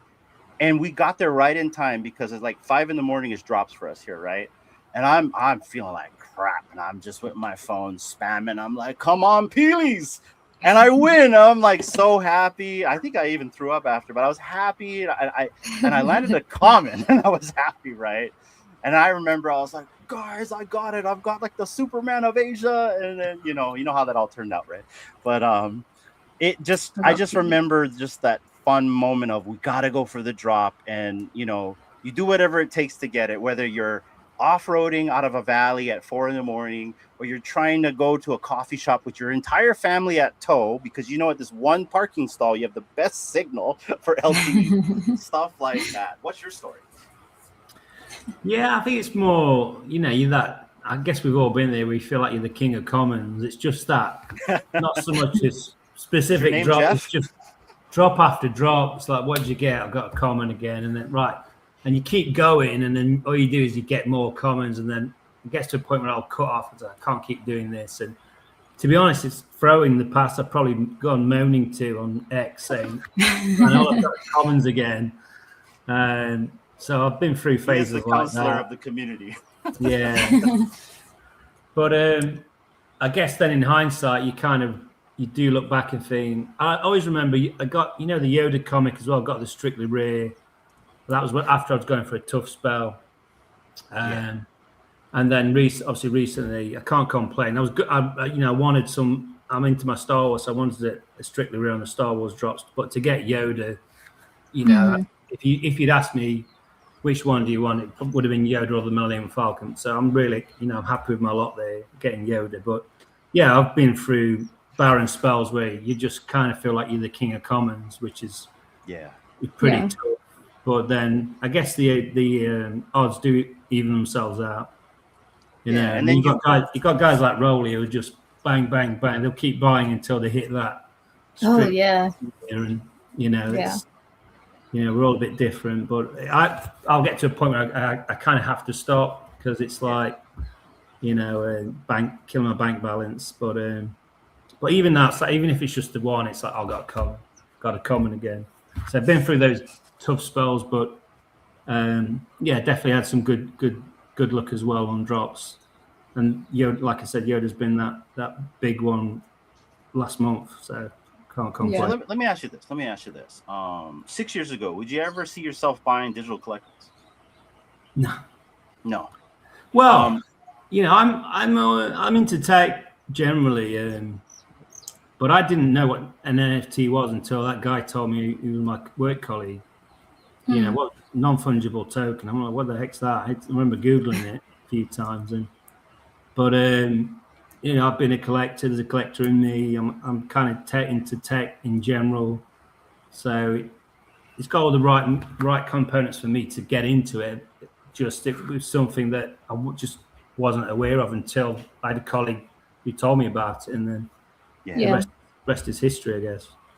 And I think that's my point on this, because like 6 years ago, I would have never done that. In fact, 6 years ago, I would have said, what? You can't own it? You can't, you know what I mean? You go through that, right? But we've all kind of gone through that thought process of what we're doing here, right? And what I'm trying to get at, and my point is, 6 years ago, you wouldn't have bought any of these things. And now we're seeing just a month ago, there are new people buying these things, whether they're coming in from Vivi or Doodles, right? Or maybe Candy with baseball. There's going to be more people that's going to have that aha moment, because in reality, it's Yeah. really the tech that's going to present us. And what I mean by that is you came into this as an investor, but now you're a collector. And I know you're a collector because you're literally telling us you got to slow down. And that really is that collector's mindset. And I'm going back to the whole point of making your mind at ease. If 6 years ago you wouldn't have bought this and you're buying now, as well as the rest of us, and we all figured this out, our kids get this, by the way. We don't have to explain any of this to our kids, who will be the future collectors of all these things. Yeah. Then we are in the right track and we are in the right place, because if you can be convinced and I can be convinced, then it only takes time for everyone else to be convinced, because I truly believe this is the age of collectibles. You can see it now. If you're not in the RWA markets, then at least with other things, you've got also another guy that's come in and he wants to really make things big with DC and MLB. You also got other guys that are also doing the same thing as Vivi are doing, but maybe a little bit different.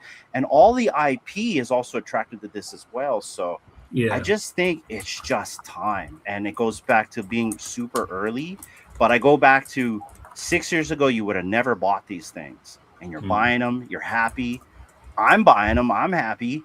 And it only takes time for everyone else to figure that out as well. And I go back to what this guy said. I read this article from Jordy Visser. And he was talking about how moments, especially moments in digital collectibles, will mean a lot, especially if you can verify it on the blockchain because of AI slop. AI and everything else is going to be kind of like the Temu version of things that's going to be slapped in front of your face. But with the verifiability of the blockchain, you can verify you own that digital asset. It's yours. And moments like that will be encapsulated, right? We're going to have all these things, not only on digital collectibles, but on your plane ticket. Or say you go to a Vivi event, right? They're not going to give you a ticket. They're going to give you an NFT. And not only are you going to have that NFT one day, it's going to be in your wallet. You'll remember what it was like going to that event because of that NFT. Maybe that NFT will have a moment baked into it, right? Where maybe like 10 minutes you see like an entire ballroom of the Vivi fam having a good time, right? That's what that guy Jordy Visser was saying. Moments like that will be encapsulated in this digital collectible forever for you to remember. And it's going to be a way for you to kind of like trade these memories and remember these things, moments, games, movies. You're going to go see a movie with your kids this weekend. Mandalorian. Yeah. Imagine having a ticket that had them on there, right, as a digital collectible. And then 20 years down the line, you talk to your kids like, hey, remember when we saw that movie? And here's the ticket, right? And that's something that you guys, it's a special thing. That's what's happening right now. So have solace in that's really what's happening. And everything else around us is just adopting the tech only now. Yeah, they actually dropped a few of the special hearts to the people that went to events recently and the people that hosted it. So that was cool, like just to have, as like a commemorative piece in your account. And you can maybe make like a showcase of all the events you go to, just to have all those VV special hearts. Logos. So I think that's cool. And maybe over the years they can incorporate, if you were there at said event, they'll add something to it and make like a little video moment about it. So I think they're just starting right now. I think that whole kind of crossover and utility, having real world use for the NFT and unlocking value in the real world in our everyday lives, whether it's going to a restaurant or a movie or membership benefits of some sort. I think that's all to come, and that'll be potentially a huge catalyst to explode the kind of market in that respect. Also, what I'd like to see now, and I guess this is like for the here and now in the current days, is I'm sure they do this or try and do this, but when they negotiate it, like Vivi, I'd always thought if Vivi could negotiate marketing rights, marketing opportunities with an existing customer base with the IP who are launching, marketing the Vivi to that customer base, whether it's Disney or Star Wars or whatever.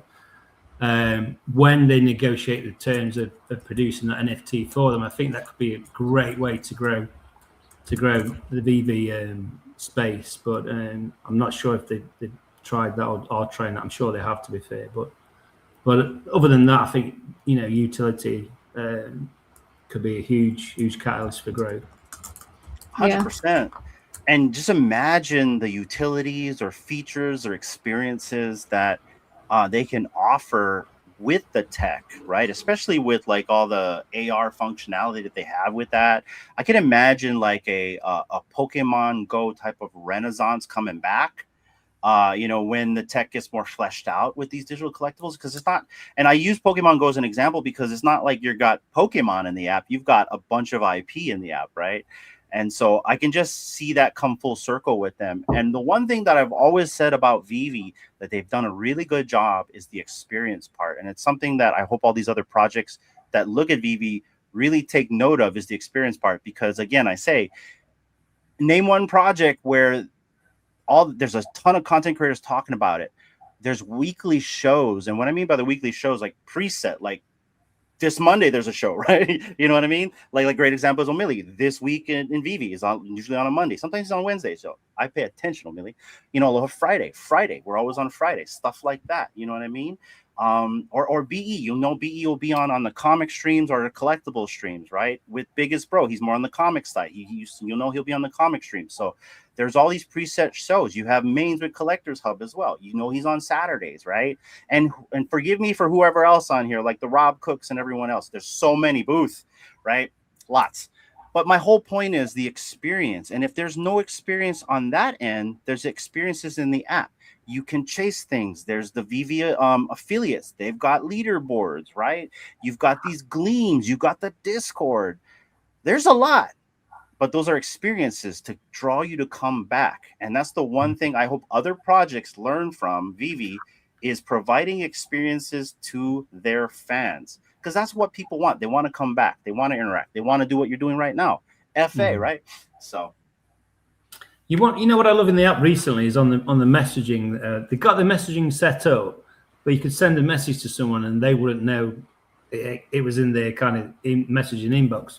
Whereas now I think there's like a little green icon that appears, a little green circle that prompts you then to click on the message, and it's just opened up a whole new means of communication.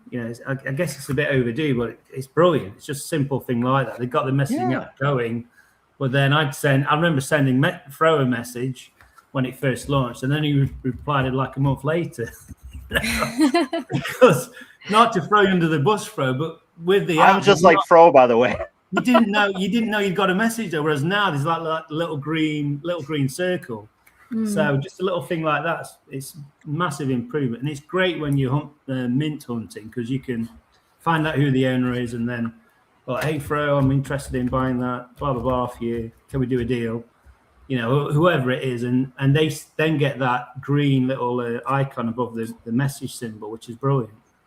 Oh, okay. I never tried that because I don't message people on the Vivi app, so I gotta go and try that. I'll be messaging you, D, now. Okay, so. I'll make sure it's 29 days, not a month. 29 days.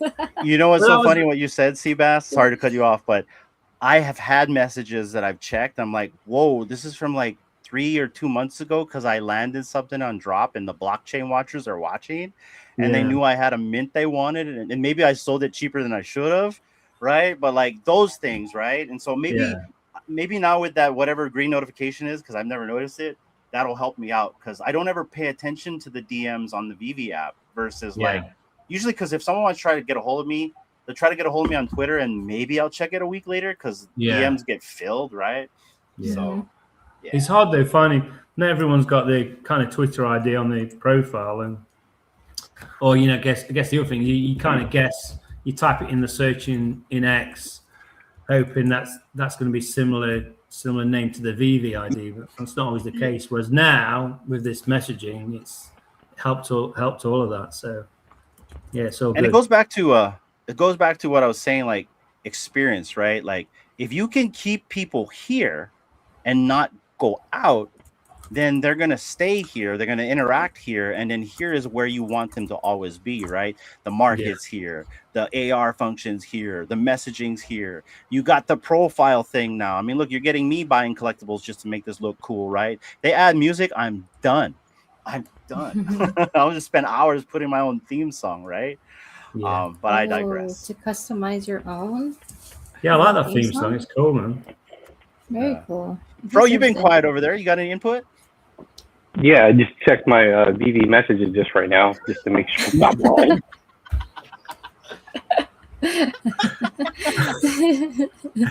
Now you gotta reply back. Message received. Message. I saw it. That's cool. No, I'm pretty bad at checking my messages as well. And for everybody that knows, like, and I have my own personal profile now because the True Media account is co-managed, and I'm still bad at checking it. Dr. Strange, I know you're one of them that I get back to late. I'm so sorry. And I think also Evolve, but I'll get better. I promise. Seabassanova, I know it's super late there. How are you good on time? Yeah, I'm good, man. It's flown by, hasn't it? So yeah, it's fun. Yeah. It's fun. You're a natural, man.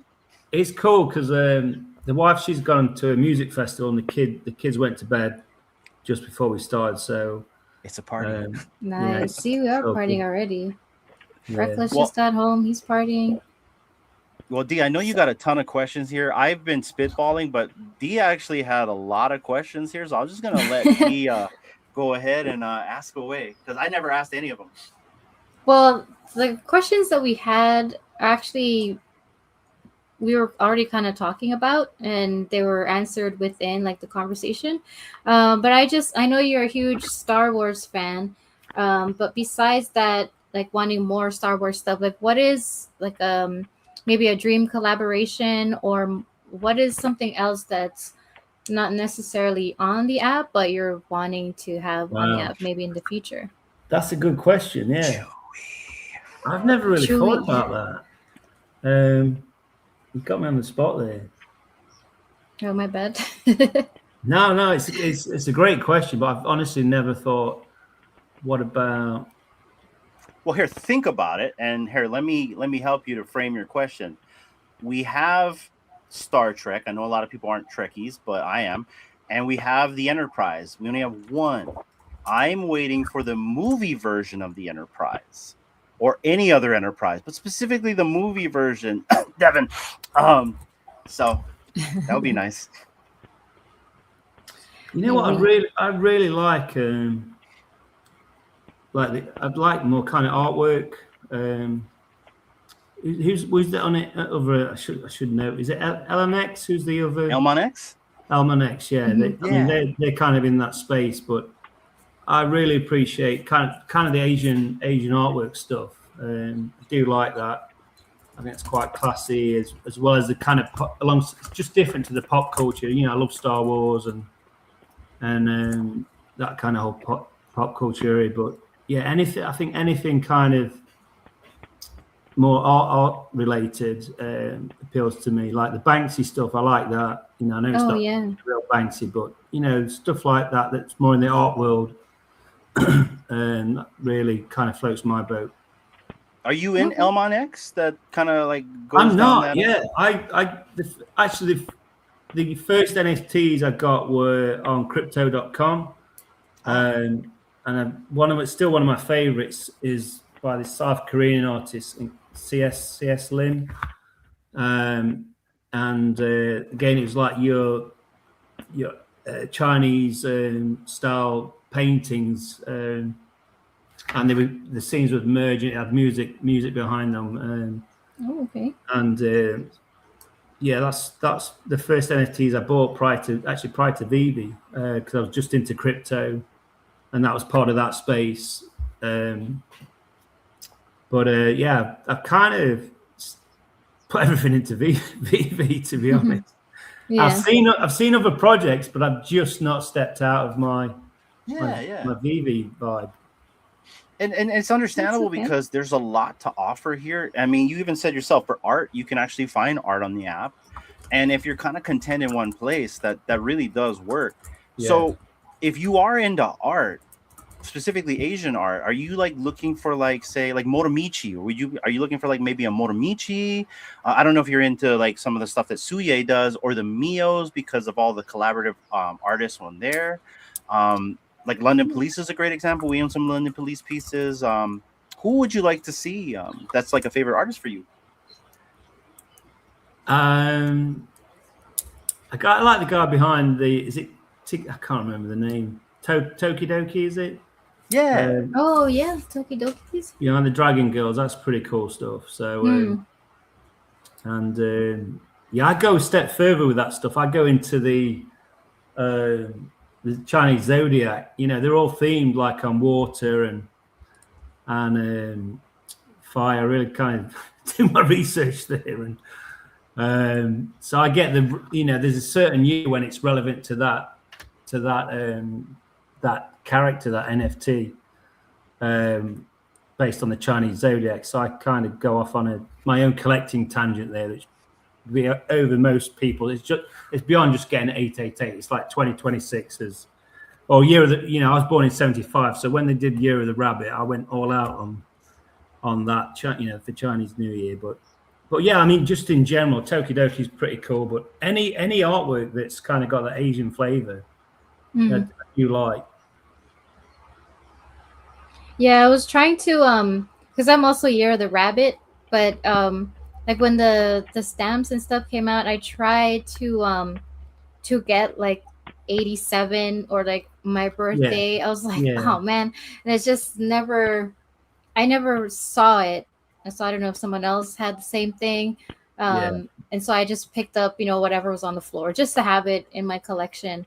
But I do like, the art, the way that some of the collectibles look that are like the Asian related ones, like even the PD Fantasies. I just love I think like their colors are something like different. It's like bright, but it's not like in your face, like where it's blinding you. Even like the Dragon Girl. Yeah, Dragon Girl's cool. But like that Dekobi the recent drop, just that artwork on that is it's like lifted off that the first tiger, isn't it? But then just that flavor just really kind of. I wasn't planning on getting in on that, and I kind of saw that stuff. I was like, all right. Yeah, I saw them when they announced the Dekobi the latest drop. And I was like, oh, that is so cool because like looking at the designs on each of the characters, you have like the crane, the magnolias, like we have a ton of magnolias here, and even the koi fish. We have like so many different ponds here in Hawaii with like the koi fish. So it's like significant for me in that aspect. But I didn't go for the drop because I'm like, I know they're going to go down cheaper than retail. So I was looking at the market and they were going, I don't know about now, but they were going for like 6-7 gems for like the commons and stuff. So I think I'm gonna go and make like a showcase of just those. That'll be really cool to see on my showcase. Yeah, it's nice. I was driving home from work, so I missed the drop, but then I kind of got in the aftermarket and sniped some of the 8 and 9 mints. And nice. Yeah. That's cool. I like can you remember who was the I can't remember the artist. You know, there was like the famous. There's the Wave, isn't there? They like done a the play Japanese on that Wave with the rabbits, and there's the blossom as well. That stuff was. Isn't that not Hazard? No. Oh, now you're making me want to go see. Hold on, so we know what we're talking about. Yeah, I know what I can picture in my mind, but I can't. Kahlo or something. I think that's the Wave one. No, the famous painting. It's the Wave, isn't that Japanese piece of art? Japanese Wave. Play on that, but they were like it's like the rabbits spiraling out of. It's like it was launched at one of the Decon. Anyway, was it called the Snow Hare? My brain cells are not working as well as they should. You're crazy. Good. It's not him, guys. I'd know, but come on. It's late. We get it. No worries. That's the excuse. So that old age. Yeah. Let me see. There's a Kahalo Deeps. Hold on. Let me see. Let me click on it. Hands in Factory. That one. Cozy and Dan. What's that? Cozy and Dan. Yeah, that's the one. That's the one. Oh, so wrong. Cozy and Dan. Let me see. It's So- called Uprising. Okay, I see. It's called Uprising. Oh, So yeah. there's the work. Bunny Blossom. It's that's like a famous painting, Japanese Mm-hmm. painting called The Wave, and it's a take on that. Yeah, they so, have that too. Also on Elmon X, they have that as Mhm. well. Yeah. I got one of those. I won that in Main Z Space, the Japanese wave. Yeah, But very cool pieces. anything like that. I mean, I I like. I can't think of anything pop culture. I mean, to be honest, you caught me out there, D. It's a great question. But I've never. The only thing I've kind of thought that'd be cool. It's not really that cool. It'd just be a twist. Would be Lamborghini tractors, because before the cars they were manufacturing tractors, and I thought as a collectible set, that'd be really cool if Vivi did that as a drop. You know, Interesting. which, I didn't know that. Yeah, but it's not as cool as like. That's what really inspired them. It's just be a take on what they've currently done rather than something brand new. Yeah. Yeah, I'd have to get back to you, to be honest. I'd give that more thought other than saying, yeah, anything Chinese, Asian art, Japanese art even. So, just kind of off subject, but I noticed earlier you mentioned currency in yen. So, do you still speak Chinese? Or can you still speak Chinese? So I lived in Hong Kong, so it was only it's Cantonese. Cantonese. They speak there, and the rest of Asia speak Mandarin, Putonghua. And it's pretty lazy on my part. But I when I first got there, I was actually, like I said, I was backpacking on my way to Oz, and I learned more in the first 4. I lived with a Chinese family. My friend's family is a friend of mine from university, a Chinese guy. We were just friends. Yeah. And they were like, well, stay longer if you want. Then originally, I think I planned to be there 4 days, but I ended up staying with them for like 4 months. And I learned more than I learned to play Mahjong. And I love that game. Nice. And, then as soon as I moved out into a community where there were other expats. And then everyone, even the local Chinese could speak English. So I did a few times take lessons and try and get into it, but I never really committed. So I could small talk, like ordering beers and taxi directions and, that All kind the of essentials. Yeah, but my justification for not committing was that if I left Hong Kong, everywhere else in Asia spoke Mandarin, which is not, it's not a great reason. I do like languages, to be honest. So, yeah, I'd never fully committed in wanting to learn, but yeah, that was the reason why. Yeah.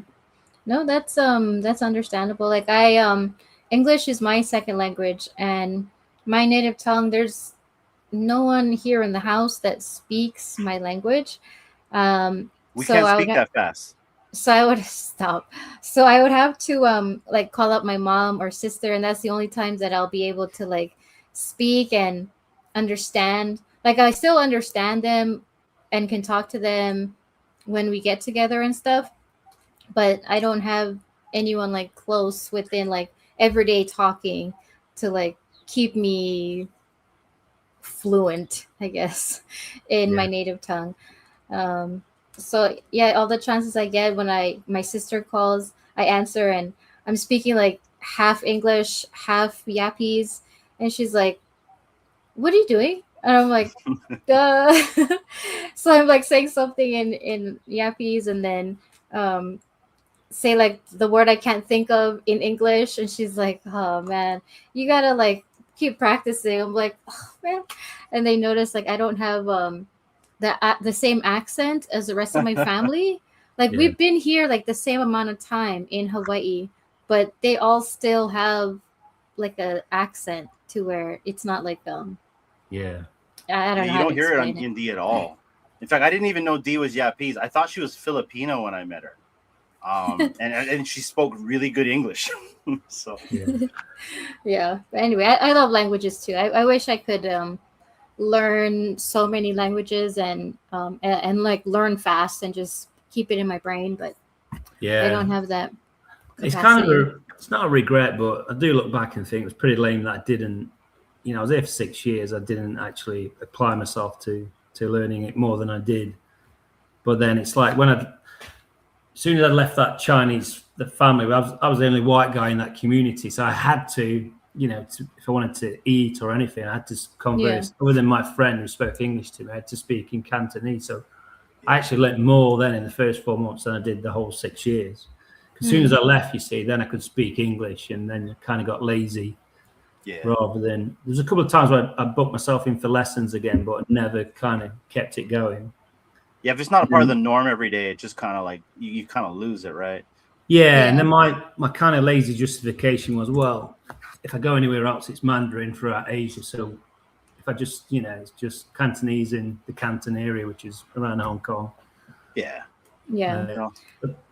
I've tried learning languages. I have a hard time. French, I didn't do D. I had a D in French, so that's why I went to Hawaiian and I actually started getting A's. But anyway, I digress. Well, you should, right? I should. I took the cheat way out. So, anyways, that's why I stuck to Spanish in high school. I'm like, yes, 4 years of Spanish, I'm down. That reminds me. When you said France, so we went to where was it?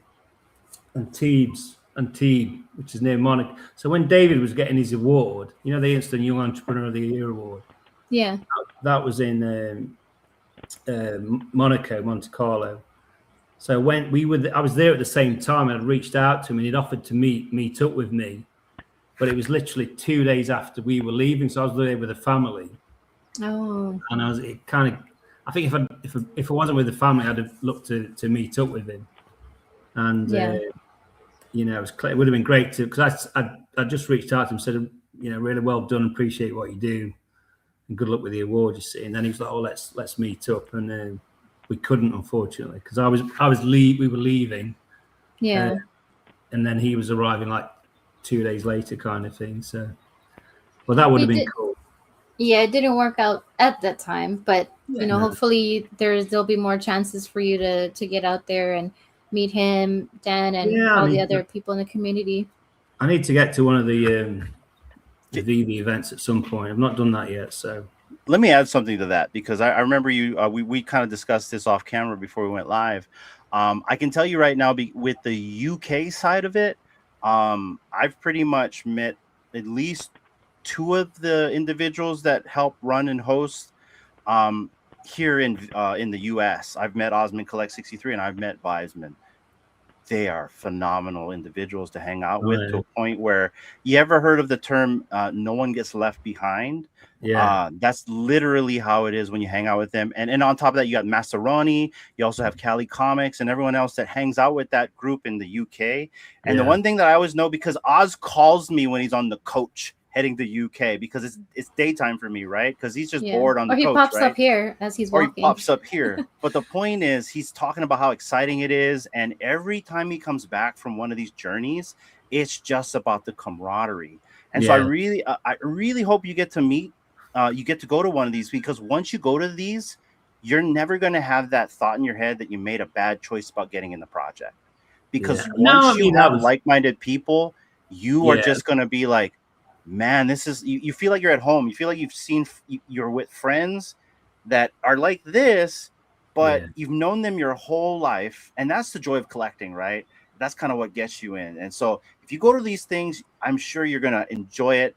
Maybe David might pop up in one of these, but try to make it out to one of these. You won't be disappointed. I feel bad. I did say to Oz I was going to get to the last one, and my car broke down on a business trip, literally the week before, and Vibesman too. I've got to go and see those guys, because it's almost. I'm sure they understand, because they have families definitely the too, last one. I was happen. like, I said to us, I'm coming, mate, and then I didn't, so I felt terrible. But I got like probably in dollars, like £3,500 bill on the car. Life's life, man.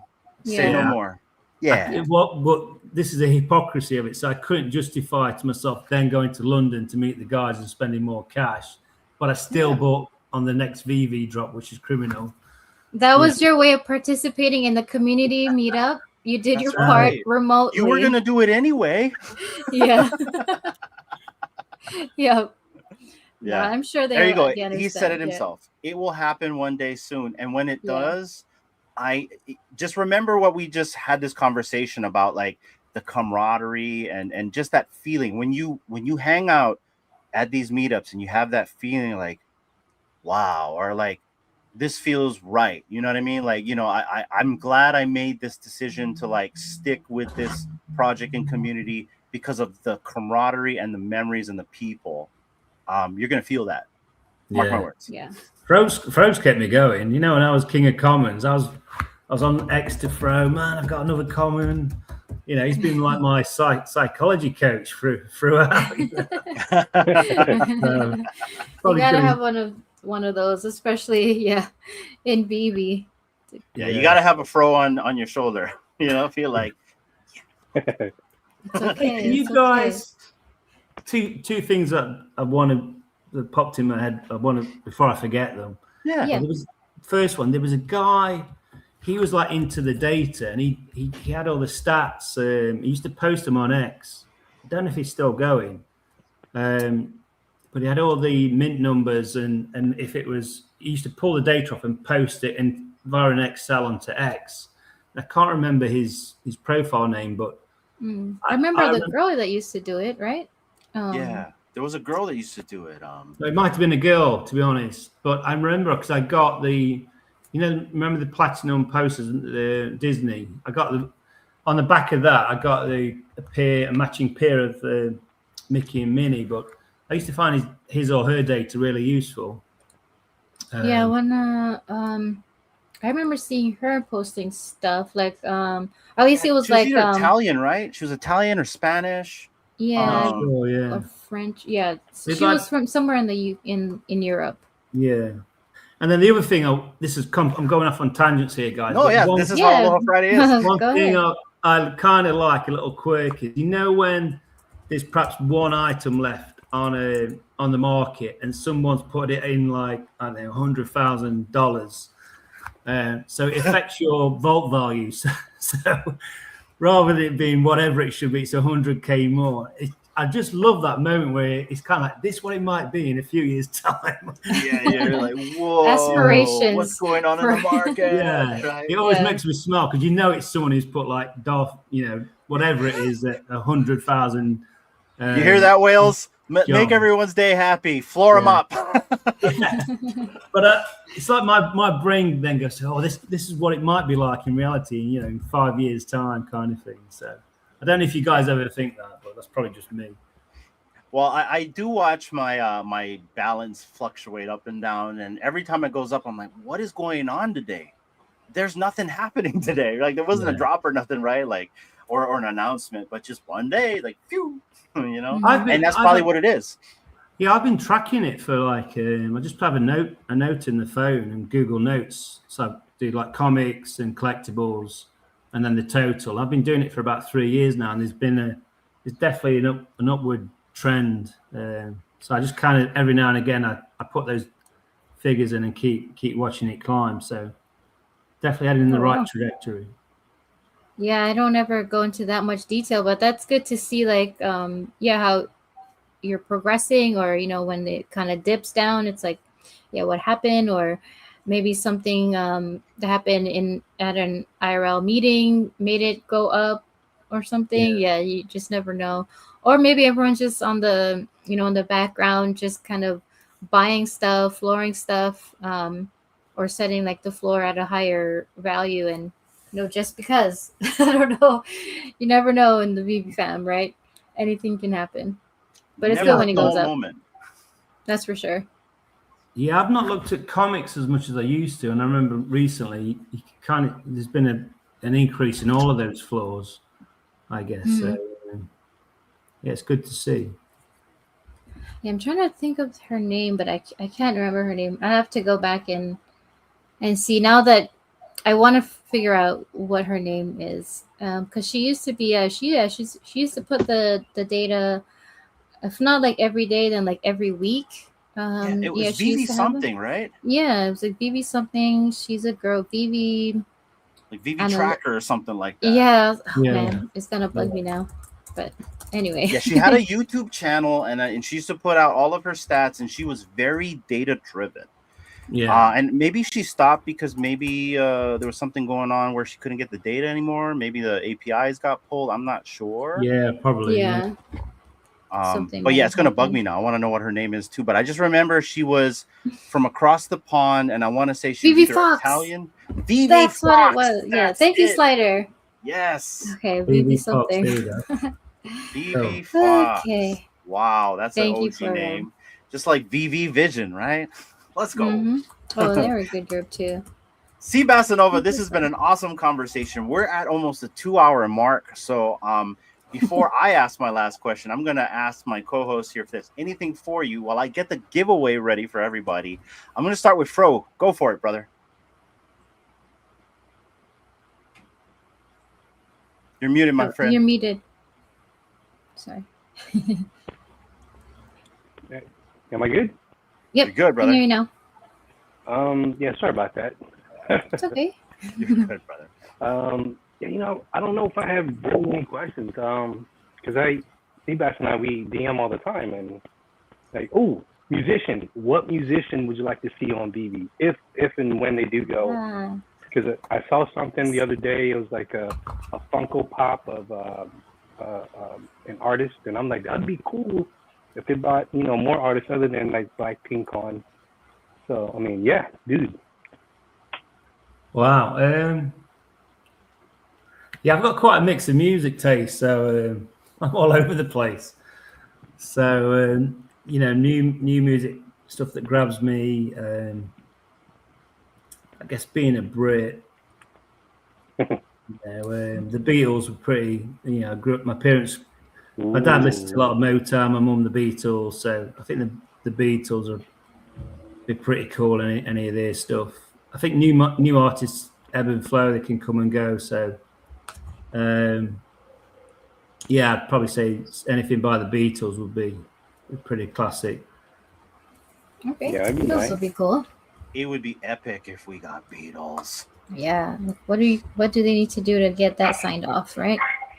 To be able to have the Beatles music, or even just like a little snippet added to some collectible or something. It'd be cool because I forgot to tell you this. I also collect vinyl. I've got a bunch of old vinyl in the attic. The old Motown 5s, the small ones, right? The B-sides, and the Jackson 5s.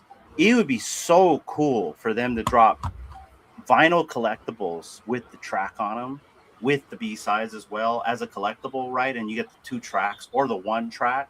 Now, I'm asking a lot because music's probably tough, but like when the time comes and that bridge can be finally made with all these Sony Musics and all that, or the Warner Brothers, it would be so cool to like collect records like vinyls on Vivi and have them all in different orders. Like the common will be whatever, and then the uncommon can be like ugly and beaten up or whatever, right? And you see like the age differences along the line, and then the secret rares, like the pristine, beautiful looking one, right? Like showroom floor and stuff. That'd be so dope. Yeah, that would be another good idea. With record albums, like the actual art on the albums from when they were released, right? I think one band I did see last summer. I went to Oasis in New Jersey last summer. I went to New York. That was pretty cool. So I guess for a new artist that are here and now and able to produce new music, I'd say Oasis. So that's my British bias. So, Oasis? Yeah. I saw them in the summer. It was awesome, mate. I went to New York. I was trying to meet up with Dr. Strange actually, but he was pretty busy. But that's like my high school type of band, man. It was great. It was better than I kind of anticipated. It really was a great gig. It was at the MetLife Stadium in New Jersey. We couldn't get tickets in the UK because they reformed after falling out for years. And it was absolutely brilliant. Really good experience. And then New Give York that was nostalgia respark when you're listening, right in the crowd. Yeah, because I was listening to that stuff when I was like a young man, I guess, a student really, 18 to kind of 20 into my early 20s. So you kind of go back to those, I was there with my best friend from university. So we came over from the UK. And yeah, it was first time I've been away without the family actually, but it was good times. Yeah. Nice. See, I that's love it. love those special moments, and hopefully we can get more of those in the near future, in the coming years, maybe. Well, the At VV least- Ninjas are all sitting in the back of the room. I know the VV Ninjas are in the back of the room right now. So they're listening, and hopefully they hear our requests. Feedback. Call this the virtual request button, guys. D, any last questions for Seabassanova before I ask my final one? Yeah, so I just have one, and if you can share. So when I was like going on your timeline, I saw that in your bio you have making miracles happen. So what is that about? Is that something you can share? That's cool. Yeah, so when I was a student, I did my second year like an exchange program to the States. So I was at university there, and then part of my degree in the UK was we have the third year you do a 1 year internship, which is kind of unheard of in the States because I think they're like 3 months kind of maximum length. So while I was studying in my second year, I got what's called a work placement, like this 1 year internship set up with a sports marketing firm outside Philadelphia. So I was like the young Brit there, first time I sold anything. And I was working with these American guys, one of which was this guy called Chip Gallagher, great guy. And, that was one of his phrases, just a really positive guy. And he'd have a bit of a laugh all the time. And he'd be like making miracles happen. So it's just a phrase I've took with me. It's just kind of just a really positive phrase, and it's just kind of creating something out of nothing in a good way, making miracles happen. So I love that. It's just something from I must have been 19, 20 then. So I've took that phrase Wow, with me with for the rest you. of my life. Yeah. Yeah. It's kind of something we always said to one another, but he'd instigated it. So So got to give That's it. cool. Yeah. Man, you just kind of like sparked a memory for me. I have something similar. So there's a term I like to use called "May the wind at your back never be your own," and I heard that from my ukulele teacher. So music, right? So at one time, I learned how to play music just by sound, but like I really needed to be refined. And so in school, I had this one teacher that unfortunately I only had him for like 6 months, and then he got removed from the school.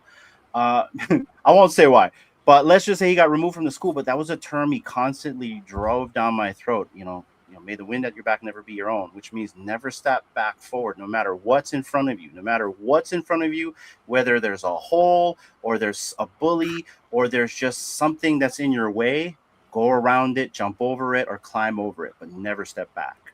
And I've always carried that term with me till this day. May the wind at your back never be your own. That means never step backwards, always forward. Yeah. So, That's and a it good stuck one with me too. till this day. Yeah. So. I mean, that phrase for me is just something really positive. And if I kind of see it and stop and think about it, it just makes me smile because I just think back to only good things, So. Yeah. That's beautiful, man. I love that. That is beautiful. I love that. Like, yeah, I got chicken skin. Unless you fart. Ronnie says. That's a Ronnie. That's always a Ronnie comment right there. We're gonna put that up on the jumbotron for you, Ronnie. That is your own. That's your own. Yeah, all right. I actually remember that from your MySpace days. Yeah. Because So that's what you always had. that was the way that whenever I you got play. into D's DMs. Oh yeah, because I think I asked you like, what does that even mean? Like, Oh, are God, you that's- farting? Because I thought too it was like farting, but That's another Anyway. memory. Okay, so when I first started to try to get D's attention, I used MySpace as my means of communication, right? And I had a fat PDA. You guys remember PDAs? Personal data Yeah. assistant, Yeah, right? yeah. Yeah, that's what a I PDA know, meant. yeah. Was it personal digital assistant? That's it, personal digital assistant, Yeah. not public display of affection, right? So, and it was fat phone where like the keyboard slid down and it used a stylus and it was a haptic feedback, right? Yeah. Or capacitive, right? So then you had to use a stylus. And I remember I racked up my data bill for like $2,000 messaging D because I was on another island and I just did not want to lose the connection. Right? Like I got her attention. And like I remember at the time I was on my mom's plan. This was like when I was really young. And I'm like, screw it. You know what I mean? I was messaging her for like the whole time I was off island because I used to do a lot of off island work. I used to do pole work back then, as in like communication, climb the pole and run the cable. Not that kind of pole, Ronnie. Yes, Ronnie. Anyway, and I racked up that bill and I thought to myself, it won't be that bad. And I got home, I got my butt chewed to a point where they're going to kick me out of the house because I lived with my parents at the time. And I'm like, I explained the situation, like, okay, check this out. I like this girl. And I had to really explain myself, like, and it wasn't until she's an Islander, by the way, to like do tell, because I used to date a lot of Caucasian women back in the day. And there was nothing wrong with that, but like because when you live in a Hawaiian house, they would prefer if you date a Pacific Islander, and then this one was a Pacific Islander, and they're like, all right, we're gonna let this slide. You know what I mean? Because like it was a really bad bill, and I remember my mom didn't even let me pay the whole bill. She was cool with it. So thank D for the $2,000 bill, but I remember racking it up just so I could message her. So she drew that memory out of me right there. So. Cool. Gee, thanks. Anyways, final question of the day, my friend, and it's a super easy one. You can ask us anything as long as you don't ask for our social security number. This is something that we like to do where the guest gets to come back and ask us anything. Go ahead, my friend. Wow. It's a hard one, isn't it? Yeah. Where do you think Vivi will be in a year's time? Me or D? Which one first? Ooh, I'll go D first. me first. And that's quite a broad question, so Ooh. I guess that could be growth-wise, new features, new IP, or types of IP. Oh, I hope new IPs. Well, Terminator for sure. They have to drop that. I've been asking for only 4 years. Yeah, so Terminator and Gargoyles for like stuff that I would like to see. As well as other things. I don't know, I think technology is just getting even more better, and it's always changing every month, year. Yeah. So it would be really cool to have it like as in like Star Trek, where they can we can see stuff like as a hologram from our phone. That'll be really cool. Yeah. I don't know if that's like in a few years or not, but that's something that would be really cool. Just to have your device, and instead of like actually looking down at it, it'll pop up for you, and just kind of, I don't know, just ask it, please give me the news, and it'll like show you the little news. And Yeah. I don't know. Oh, wishful thinking. But yeah, definitely Terminator and Gargoyles for sure. Yeah, Cool. I hope so. What about you? For me, No. I'm going to walk this question backwards. Let's look at last year. Let's look at Star Wars last year, right? We had the AT-AT. I think they also had Blackpink that dropped, right? Was that last year? And last year was kind of like, I feel like we kind of went through a little bit of a rough patch, and then because they went founder-led after that, and then Vivi was slowly getting their stride. So let's now look at now. We had a successful Star Wars month. I want to say it was one of the biggest successful ones they've had in a while, if not the best so far. I don't know the numbers. On top of that, we have an army of affiliates now. On top of that, we have new content creators out here making content. You've got the likes of the VV Zombies and the Bill Gardners, as well as the Rob Cooks and the Booths, right? With more, I'm suspecting to come out of this because of other projects now coming back from the dead. So where do I see Vivi in a year from now?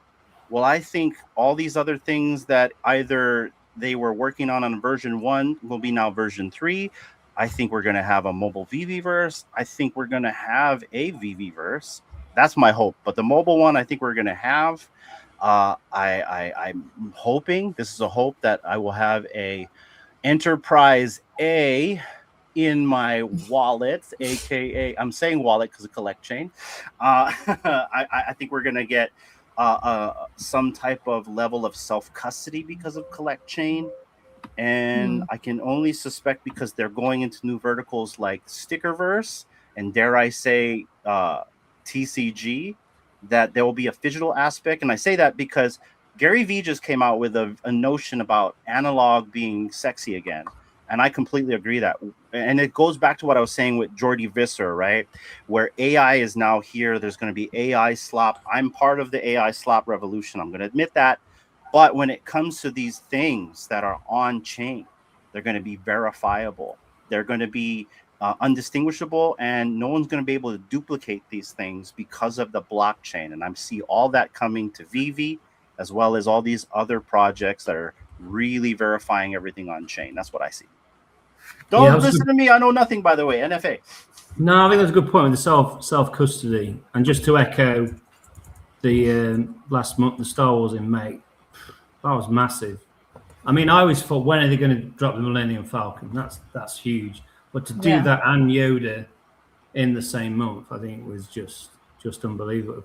You know, just like I said, it wiped me out. The bank balance is still on life support.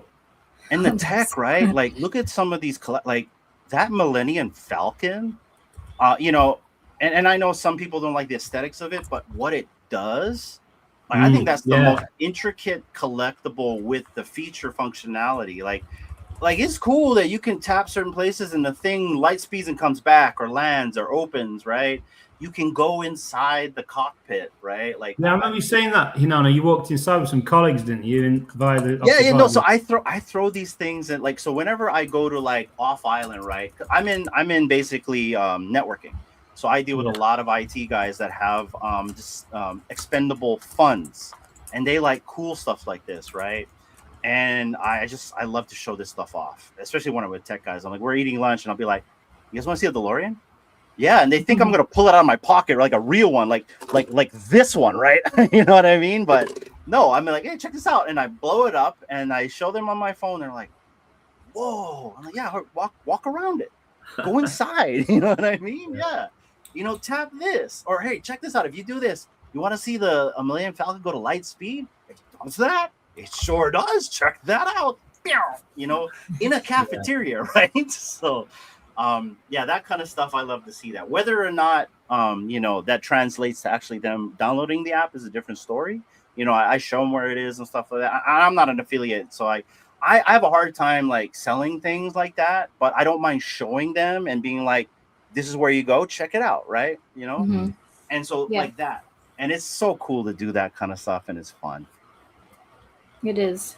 Yeah, I think you get more traction when you're able to actually show people instead of just like telling them and they have to visualize it themselves. But by showing them, especially stuff like that's nostalgic, it's like, whoa. Yeah, especially IT guys. They're like nerds. Like IT guys, or at least the people I hang with, like these are guys driving Teslas, and you know, either they live in like a nice penthouse like in Waikiki or something like that, or they have like a farmhouse out in the middle of nowhere, right? Like that's the expendable cash I'm talking about, where it's like they will mint hunt and chase hunt if they figure out what this is, right? Or at least try to get cool stuff. But at the end of the day, and I think I heard I think it was yesterday I was in a space, I think it was the affiliate space, I think it was Rising Star Larry saying like, you know, it's like, you know, if you tell someone, have you ever heard of Vivi? You know, people be like, what's the Vivi, right? But if you tell somebody, you ever heard of Star Wars? And then you show them Millennium Falcon, or you ever heard of the DeLorean? Like that's how I say it, right? You guys want to see a DeLorean from the Back to the Future? Yeah, why not? And then I blow it up, and like and once again, they think this is what I'm going to show them, right? It's like, here, check this out. Like, and then you just hear them go, whoa, you know what I mean? Like, yeah, you want to see it hover? It flies. It sure does fly. You can drive it too. You know, inside the cafeteria. So, on point sound effects, you know, on point. On point. Anyways, what about this Pro? Often. Oh yeah, Pro. Sorry, I cut you off. And mute first. There. What was the question again? That was I guess where we see DD in a year. yeah, when you see VV in a year, whether it's features or brands or I wouldn't say in a year, but maybe in the future years. What I had envisioned, this is right when they first dropped the VBverse, and you're in the VBverse, and you have your little gamer tag or name tag right above you, like a hero. Oh, I can see that, like if you had the VV app on, and you had your maybe meta glasses, or if you had the VV filter where you're in VV but you're able to pull up the camera and kind of hold it out and just pan across a room that you're in. Whoever has their function on as well, you can see their avatar above their head. So if you walk into maybe like a con or something, and you can immediately identify all the VV members by holding up your VV app or the camera function in it, and just pan in the room, and you see like, oh, there's Dee over there because I recognize her avatar and it has her VV handle, and then or there's Seabass over there with his VV handle and his avatar. So that's why I kind of envision VV going, excuse me, with that route. It'd be like almost kind of like that one movie Ryan Reynolds, Free Guy, where in that movie everyone's got the little avatar bubble above their head. And I mean, that's what I can envision. If they could somehow incorporate that into maybe some meta glasses where you don't need to hold your phone up, but you put the glasses on and boom, it's synced to your phone, so you can just walk around and see people with their bubble, with their VV avatar, with their VV name or the VV handle. That'd be cool. It'd be like a real life VVverse. I mean, that's just something that I always thought that they would bring to fruition. Maybe not in a year, maybe not 2, maybe not 3, but just somewhere down the line. And that would be cool. I think it'd be cool. Yeah, though, to that point, there are a few community members that's working on their own app, and they are incorporating VV and the community. So, maybe they might have something similar to that where you can pinpoint community members when you go to certain events, or where they are, until VV can make their own. But that could be like a way around it for now. So I think we got some sneak peeks. Yeah, I think it'd be cool, I guess, for the mint collectors, like the old MCP recognition of that. So if you hold a secret rare, you get X MCP points. It'd be good if they could pull off the sales data that's associated with a specific mint number, which you could easily do, and then reward those individuals that pay premiums for certain mint numbers in MCP points. I think that would be good because there's no kind of recognition of that at the moment. Whereas you could buy, I don't know, for argument's sake, you could buy 77 Star Wars mint number for a Star Wars collectible, but then the floor for that same secret rare might be, I don't know, 50 US, but then someone's paid 500 because it's a 77 or an 83 or whatever. But I think if they looked at the data on sales and see what mint numbers are commanding what prices, they could then take that data and reward people that are paying a premium based on that data in correlated a weighting of MCP points. I think that would be a good way. I mean, it's a niche part, I guess, of their audience, but it'd be a great way to reward mint hunters more for their kind of investment and support.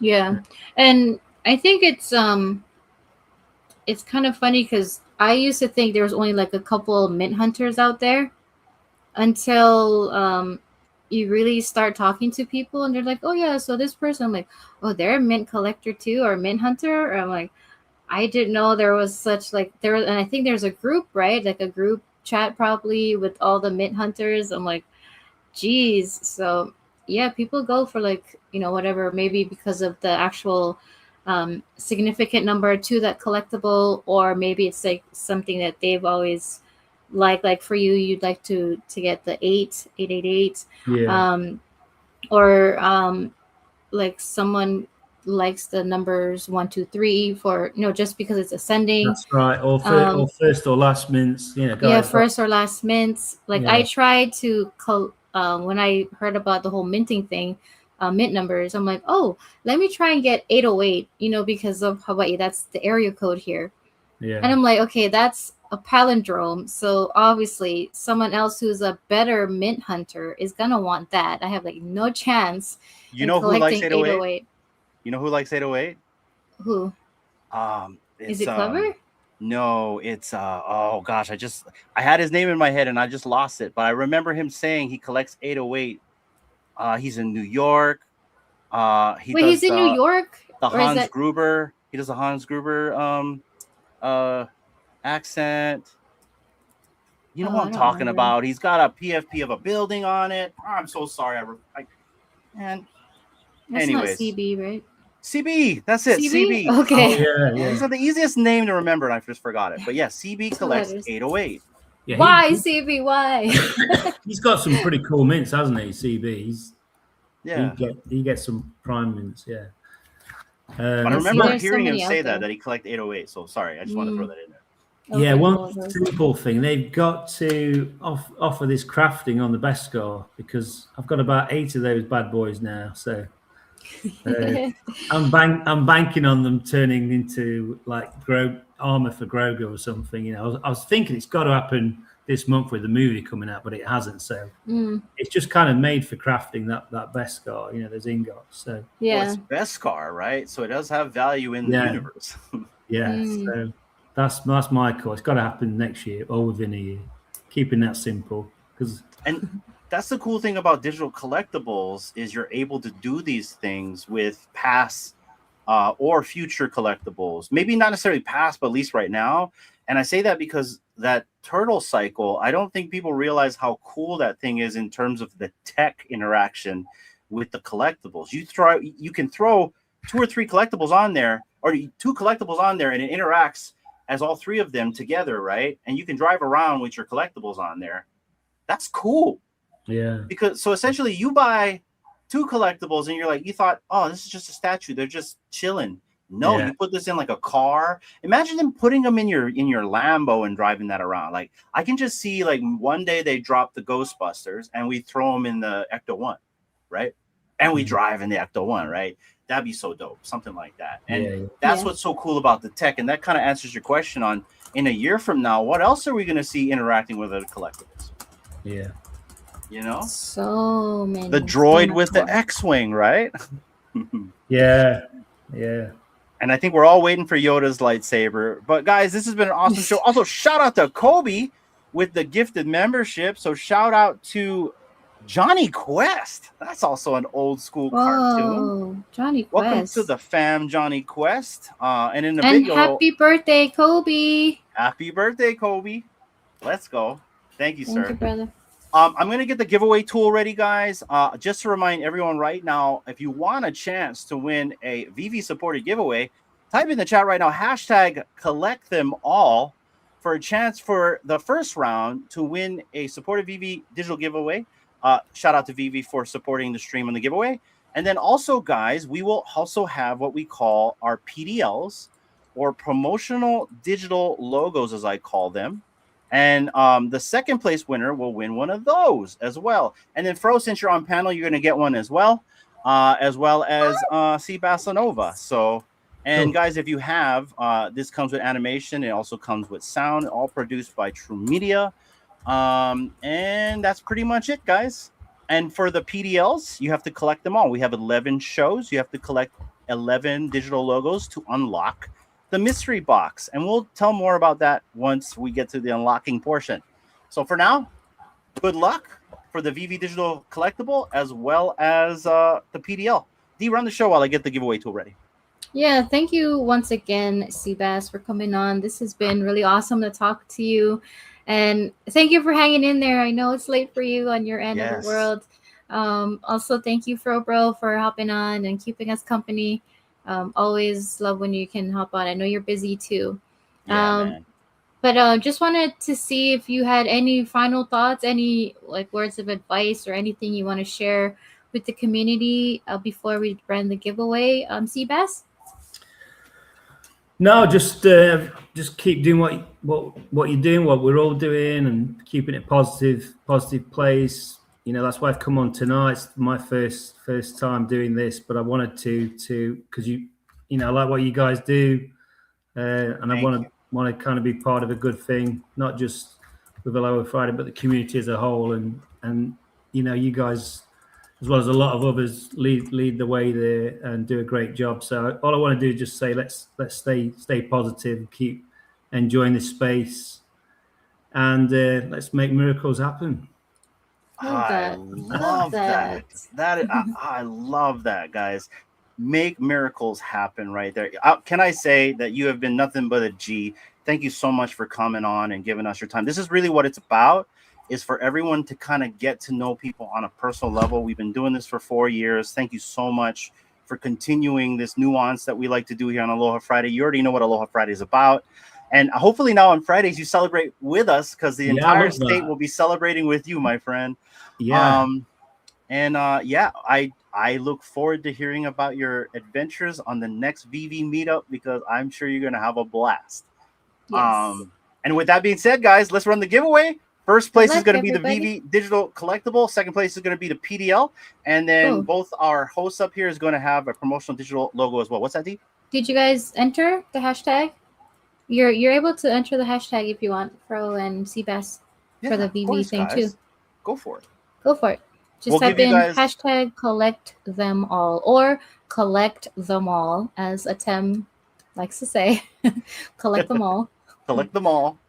Yeah, I know, Atem. I should have done a better one. I'll have a better one next time. But no, but this has been an awesome stream, and I appreciate everyone for joining us midday. Usually we're a little bit later than today, so it's really cool to see everyone here.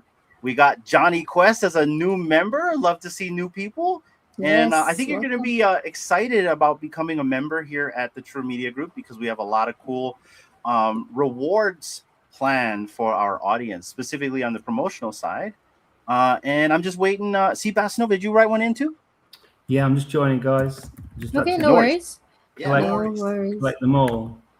Yep, and then we'll be whoever gets the PDLs. We still got to send the ones from yesterday to Atem, and I believe the other winner was Ronnie for yesterday. And then we'll also be sending the ones for the winners today. So just give us a little bit to send those over to you. And a new PDL will be dropping next week, Tuesday. We won't let you know what show it is. You'll have to figure it out. I think you'll know who's going to be dropping next week, Tuesday. But we'll have another PDL joining the lineup. Meat. What's up, Meat? Meat. Shout out to the back cows right there. Love to see you. Hey, enter the giveaway if you want. Look at that. He loves the quote. Yes, yeah. It's, and this is cross pollination right here. This is our friends from the back cow community, and they love your quote. Let's go, Seabassanova. Let's go. Cool. Yes, last chance to enter the hashtag. Anybody or everybody, meet Angel if you want to get in there, and everyone else on X, you're more than welcome to. Even if you're on X, it will show up here and it will count in the spinny thing here. So here we go. 5, 4, 3, 2, 1. Meet. Maybe he doesn't want to enter. All right, Meet, we got you. Let's go, We appreciate guys. the company. For the VV Digital Collectible, let's see who's going to be the first place winner of tonight. And shout out to VV for supplying the giveaway. Let's go. Let's go. We got Atem, the Mad Conqueror. I love it. Shout out to you, brother. He's always giving back, so this is really well deserved. Shout out to you, Atem. He has been a foundational day one OG from the beginning. Supported us since day one. Appreciate you, brother. But we're not done yet, guys, because we got one more. This is for the PDL. I'm looking at you, Cosmic. I know you're somewhere else, but I know you're watching. Hopefully you get it. We'll have to see.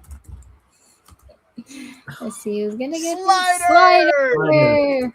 Let's go, Slider. Congrats, Slider.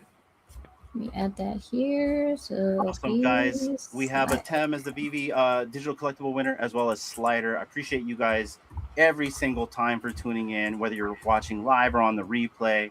I guess that's it. Did we say our final words? I can't remember. Seabass did. Yeah, before we did the giveaway. Got you. Loved Fro how we bro, ended. final words. Like the biggest bro always says, lead with love and support one another. Nicely Love said. that. I love that too.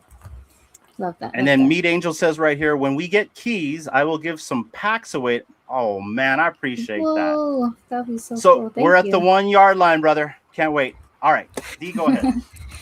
And I just want to not only wish Kobe, thank you for the membership. I also want to wish him a happy birthday and everyone else who's celebrating a happy birthday. And also happy Father's Day to everyone, this weekend. Please enjoy yourself with your loved ones, with your family, or if you're just chilling it on the lake, fishing by yourself. Hope you have an enjoyable weekend. Happy Father's Day to everybody. Oh, all the father figures. I mean, not everybody, but guys, I just want to say thank you to you for the invite and being part of this show tonight. So, and Fro, it was great to meet you. I know it's always been on X, but I've really enjoyed it, and hopefully it's been good for you guys and the listeners with yes, my it's been take on great. my experiences. But just thank you so much for the invite and being part of this. Much appreciated. Look at course. how much time went by. 2.5 hours. Does it even feel like it's been 2.5 hours? It feels short, right? Yeah. Yeah. Well, Time I know you need flies some sleep though. when you're having fun. But my brother, thank you for joining us, as well as my brother Fro. Fro, I do miss you, so it's good to see you. I know you're busy just like me, so I get it. As well as our audience, we love you guys. Thank you for joining us. As always, we'll catch you next week. Until the next time, aloha. Aloha. Celebrate the weekend.